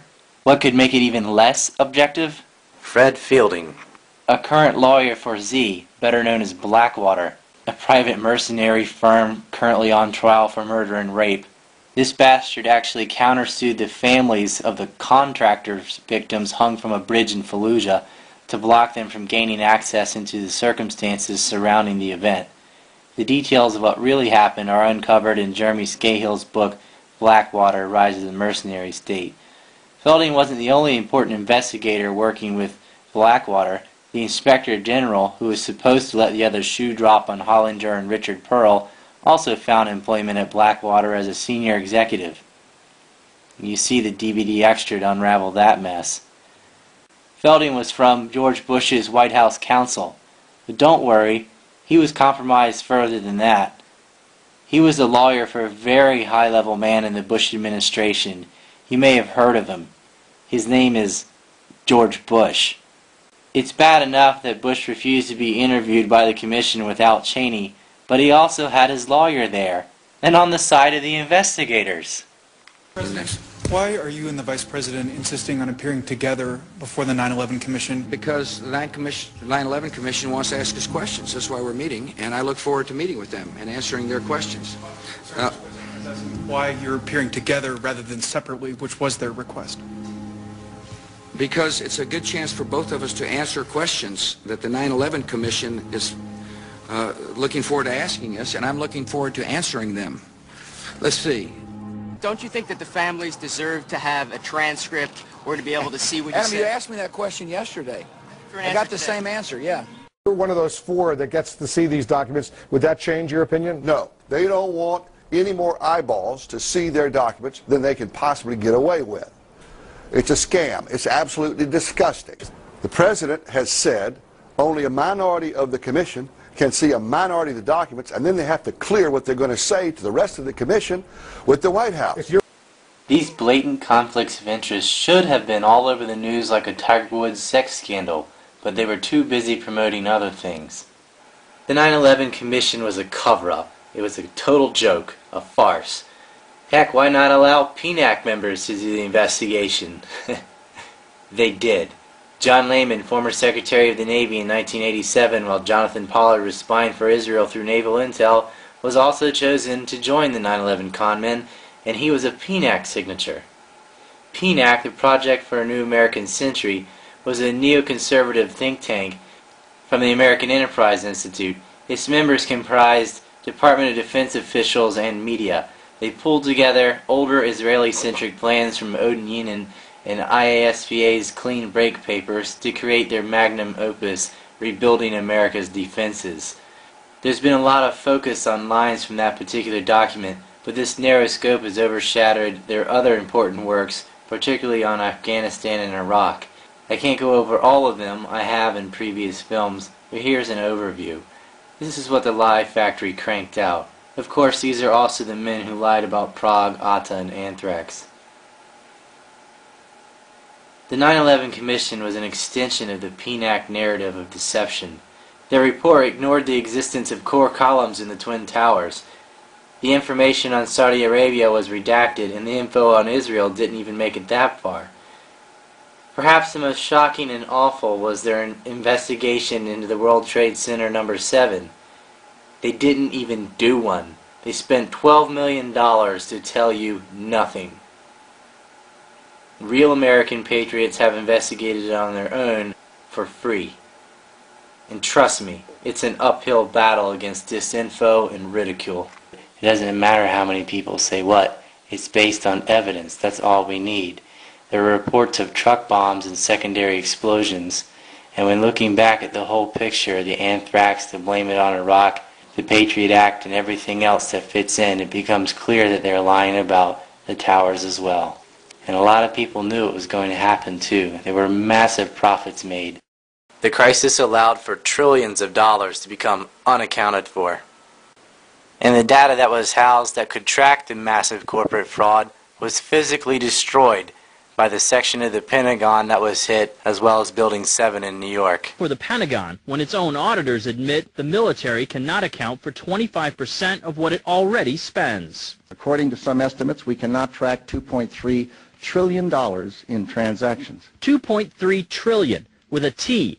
That's $8,000 for every man, woman, and child in America. Yet, how do you prosecute the government? Obviously, they don't investigate themselves. Thus, the Inspector General of the Defense Department is just part of the military-industrial complex, and the 9/11 Commission was itself composed of PNAC members, war profiteers, and criminals of prior cover-ups. In the councils of government, we must guard against the acquisition of unwarranted influence, whether sought or unsought, by the military-industrial complex. The potential for the disastrous rise of misplaced power exists and will persist. We must never let the weight of this combination endanger our liberties or democratic processes. We can't rely on these investigations. Where is our media? It would be easy for the mass media to explain this in a day, but again, these companies are just an extension of the corporatocracy at large. And yet we've had waves and waves, thousands, perhaps millions of citizens in America who have been reporting about the lies surrounding the war in Iraq, as well as 9/11, independently on their own, often for free. There are thousands of blogs and websites, and it seems like the only way around this is the web. But that is rapidly changing too. The ADL has already gone on a purging spree on YouTube. My account was completely deleted. Not just my videos, my entire account and all my videos were removed. No explanation was given. War by Deception 2008 wasn't up for even an hour. It is very important to realize that none of this would be possible if schools and the media, especially the media, would just explain what is happening rather than lying to you. Mass media outlets, that's the televised media, you know them as ABC and NBC, CBS, and Fox, are owned by media conglomerates. That is, they each answer to a parent company. ABC, for example, is owned by the Walt Disney Corporation, NBC by GE and Microsoft, CNN by AOL Time Warner, CBS by Viacom, Fox News, if you even want that to count, by the Rupert Murdoch Corporation. News reports get dictated from the top down and avoid issues such as Israel, the Niger forgeries, AIPAC spying, the Office of Special Plans, North American Union, Council on Foreign Relations, Trilateral Commission, Bank of International Settlements, MEGA, Project for a New American Century, White House Iraq Group, Military Industrial Complex, IASPA, American Enterprise Institute, Defense Policy Board's misgivings, the American Turkish Council, Bilderberg, and anything to do with 9/11, and anything to do with the lies about the Iraq War, post and pre-invasion. Mass media conglomerates are part of the military-industrial complex. If you look at their board of directors, they have overlapping membership with the largest aerospace companies in key multinational defense industries, all which profit handsomely from the budget of the Defense Department. Government employees, as well as these board of director members, all profit through privately held equity firms which engage in insider trading and a variety of immoral corporate profiteering, usually through war. America spends more of its tax money on defense than the rest of the world put together. Over 52% of our discretionary taxes are spent on offense, which they call defense. But it's more than that. America borrows money from the Federal Reserve, money printed out of thin air, new money, and uses that to pay for defense. So the greater portion of our taxes plus borrowed money, which causes massive inflation, all goes into the pockets of these war pigs in the military-industrial complex. And it's not just the Department of Defense, it's several departments. It's the Department of Defense, it's the Department of State, the Department of Homeland Security, the Department of Energy. They're all tied to the MIC. It is the greatest umbrella corporation in the world, and it has to be stopped.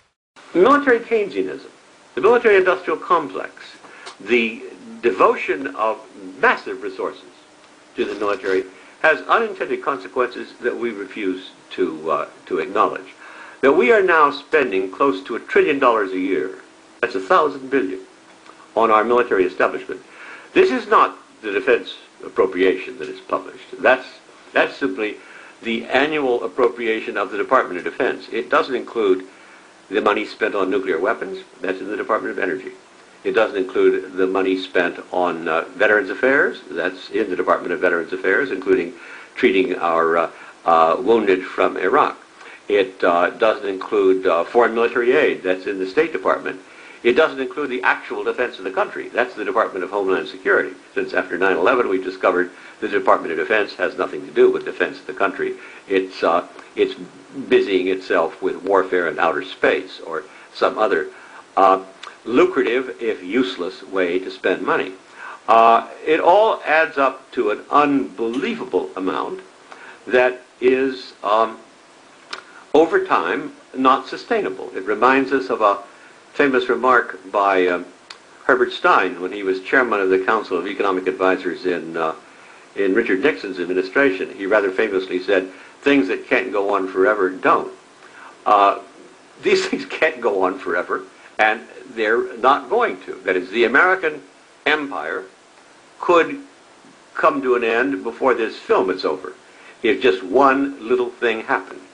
If Saudi Arabia decided that it wanted to be paid for its oil in euros instead of dollars, why should we be concerned about imperialism and militarism? It's a suicide pact. That's the way empires end. The U.S. is always at war or part of some conflict, and it doesn't matter if you rename a war a police action or whatever. It's a war. The point of war for the U.S. is not to win, but to prolong. In order to operate, the MIC needs conflicts. Perpetual war is their openly stated goal. Perpetual war means perpetual profits. Ultimately, they aim to monopolize vital resources, destroy potential economic or military rivals, devalue currencies to wipe out the middle class, and rule with impunity as corporate oligarchs in a globalized shadow government. Sorry for the black screen, but I have to censor the war images from Iraq and Afghanistan for YouTube, which is unfortunate because I believe it's really important for people to see the faces of war and to see the true horror of war, to understand it on an emotional level, because there's too much detachment, too much cognitive dissonance. With the profitable Cold War over and hundreds of billions in security fraud and a network of mediums to obfuscate off-the-books financing for covert and illegal operations under investigation, an event was needed to cover the old crimes and create the atmosphere for new ones. This wasn't for America or solely by American elements. It was multinational. Showing that 9/11 was done and why it was done and who covered it up isn't the same as how it was done. We've seen airplanes and truck bombs, but what about the other explosions higher up in the towers? If bombs were inside, how could they be set in there with so many employees working in the towers? And who did it? You can forget about security, that's a non-issue. But exactly how and where could one place charges without anyone noticing? A good place to start would be the men arrested for fake IDs that granted them access to the towers to fix sprinkler systems, upgrade internet cables, move out furniture, and work on chronically broken elevators, especially when the Israeli-owned company they claimed to work for had no authenticity. Movers bring the goods, elevator and cable mechanics set them in place, maintenance shuts down the fire prevention system. Quick 3-step plan. Any sense at all, have you heard anything even anecdotally from the cops about how many people managed to get out of the building before they collapsed? No, absolutely not, but there's also, I don't know if it was the case now, but I do know that one of the towers had a major elevator that went all the way to the top that was malfunctioning and has been malfunctioning for at least a month. They've been having a lot of trouble with that. The details of that story and my investigation into it are on my website. Yeah, that's right, I'm making you go to my website. I get something out of making this film. All of this should have and could have been in more press, but aside from the tight control over the broadcast news by the Pentagon, in the immediate post-9/11 atmosphere, it was sacrilegious to question anything. The press creates the narrative, no matter how silly, by repetition and repetition. The news is highly filtered and controlled. These people are normally just talking bobbleheads reading teleprompters and sticking to daily talking points issued from the top down. By repeating uniform catchphrases simultaneously across the media spectrum, they create a lemming effect. But ABC and NBC, CBS, and Fox don't really differ. They usually have the same exact stories, often in the same order, with the same catchphrases. They are trying to lead you to think the way they are told to tell you to think. It pays to lie. William Crystal, despite being wrong about everything, gets a job at the New York Times. Judith Miller, despite having gone to jail for 85 days for some of her lies, gets hired by Fox News. And Paul Wolfowitz, the idiot who said that Iraq's oil revenue would pay for the cost of the war within 2 years, gets rewarded for that economic blunder by being appointed head of the World Bank. The following FBI agents who screwed up or covered up investigations into anthrax and into the 9/11 hijackers got promotions. But you can imagine We are being manipulated by a tiny minority in a global game of theft and murder of our fellow man. We, all of us, are being robbed daily by the military central banking financial system. We don't have to live this way. And we don't need our resources allocated by a central supercomputer or any other glorified high-tech communism. That is not a solution, and it is not realistic.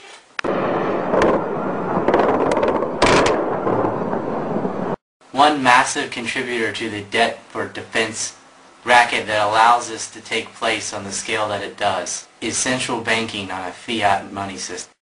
The other main method of manipulation is mass media. We've got to end the Fed and abandon the daily deceptions of the mainstream media. And slowly this is happening and has been happening. For one of the first times in history, we have a way of fighting back. The web has allowed us to break the media monopoly. We are seeing anti-Fed rallies, books, and films when this was nearly impossible before. There is a niche for anti-war info to counter propaganda. Now is the time to end the cycle. Everything stems from alternative media. Every year we grow. The problems in government and banking won't be fixed until we take back the media. This is why it is vital to keep the web free and open. It's also crucial to support alternative media websites. These people are not paid and they face a lot of flack. Just ignore the kooks. We are winning this struggle. End the deceptions and end the wars. Thank you for watching my film. I thank you to everyone who is helping support me by sharing this film, and a handful of you who sent some donations so it was possible to complete this film. No more wars for deception. No more Zionist neocon plans. Don't listen to them about Iran. Let's see what was on the hard drives confiscated from Urban Moving Systems. Let's release the tapes of the Israelis celebrating with the towers burning in the background. Let's see what was redacted from the 9/11 report, removed to protect the money coming from Saudi Arabia. Let's see all of it. Let's have a real investigation into 9/11. I'm pretty damn sure what the results would be, but I'd like to have an official investigation rather than just me doing it. I want heads to roll. Here are my websites for future reference.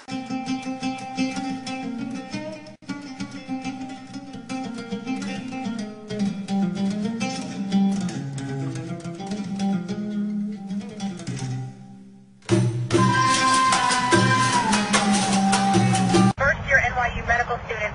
He was down there. He was trying to help people. His name is Daryl. Yeah, so I was just standing there, you know, we were watching the building actually because it was on fire, the bottom floors of the building were on fire, and, you know, we heard this sound that sounded like a clap of thunder. Turned around, we were shocked to see that the building was, well, it looked like there was a shock wave ripping through the building, and the windows all busted out, and, you know, it was horrifying. And then, you know, about a second later, the bottom floor caves out, and the building followed after that, and we saw the building crash down all the way to the ground. You know, we were in shock, and then the worst part about it, we saw the smoke and the plumes of smoke coming after us, and we had to run north, actually, on that street. We just ran north to escape from the smoke, and luckily we weren't hurt, but it was certainly very, very scary. Yeah. Ran to their NYU medical students. They are going to go back and help with the emergency.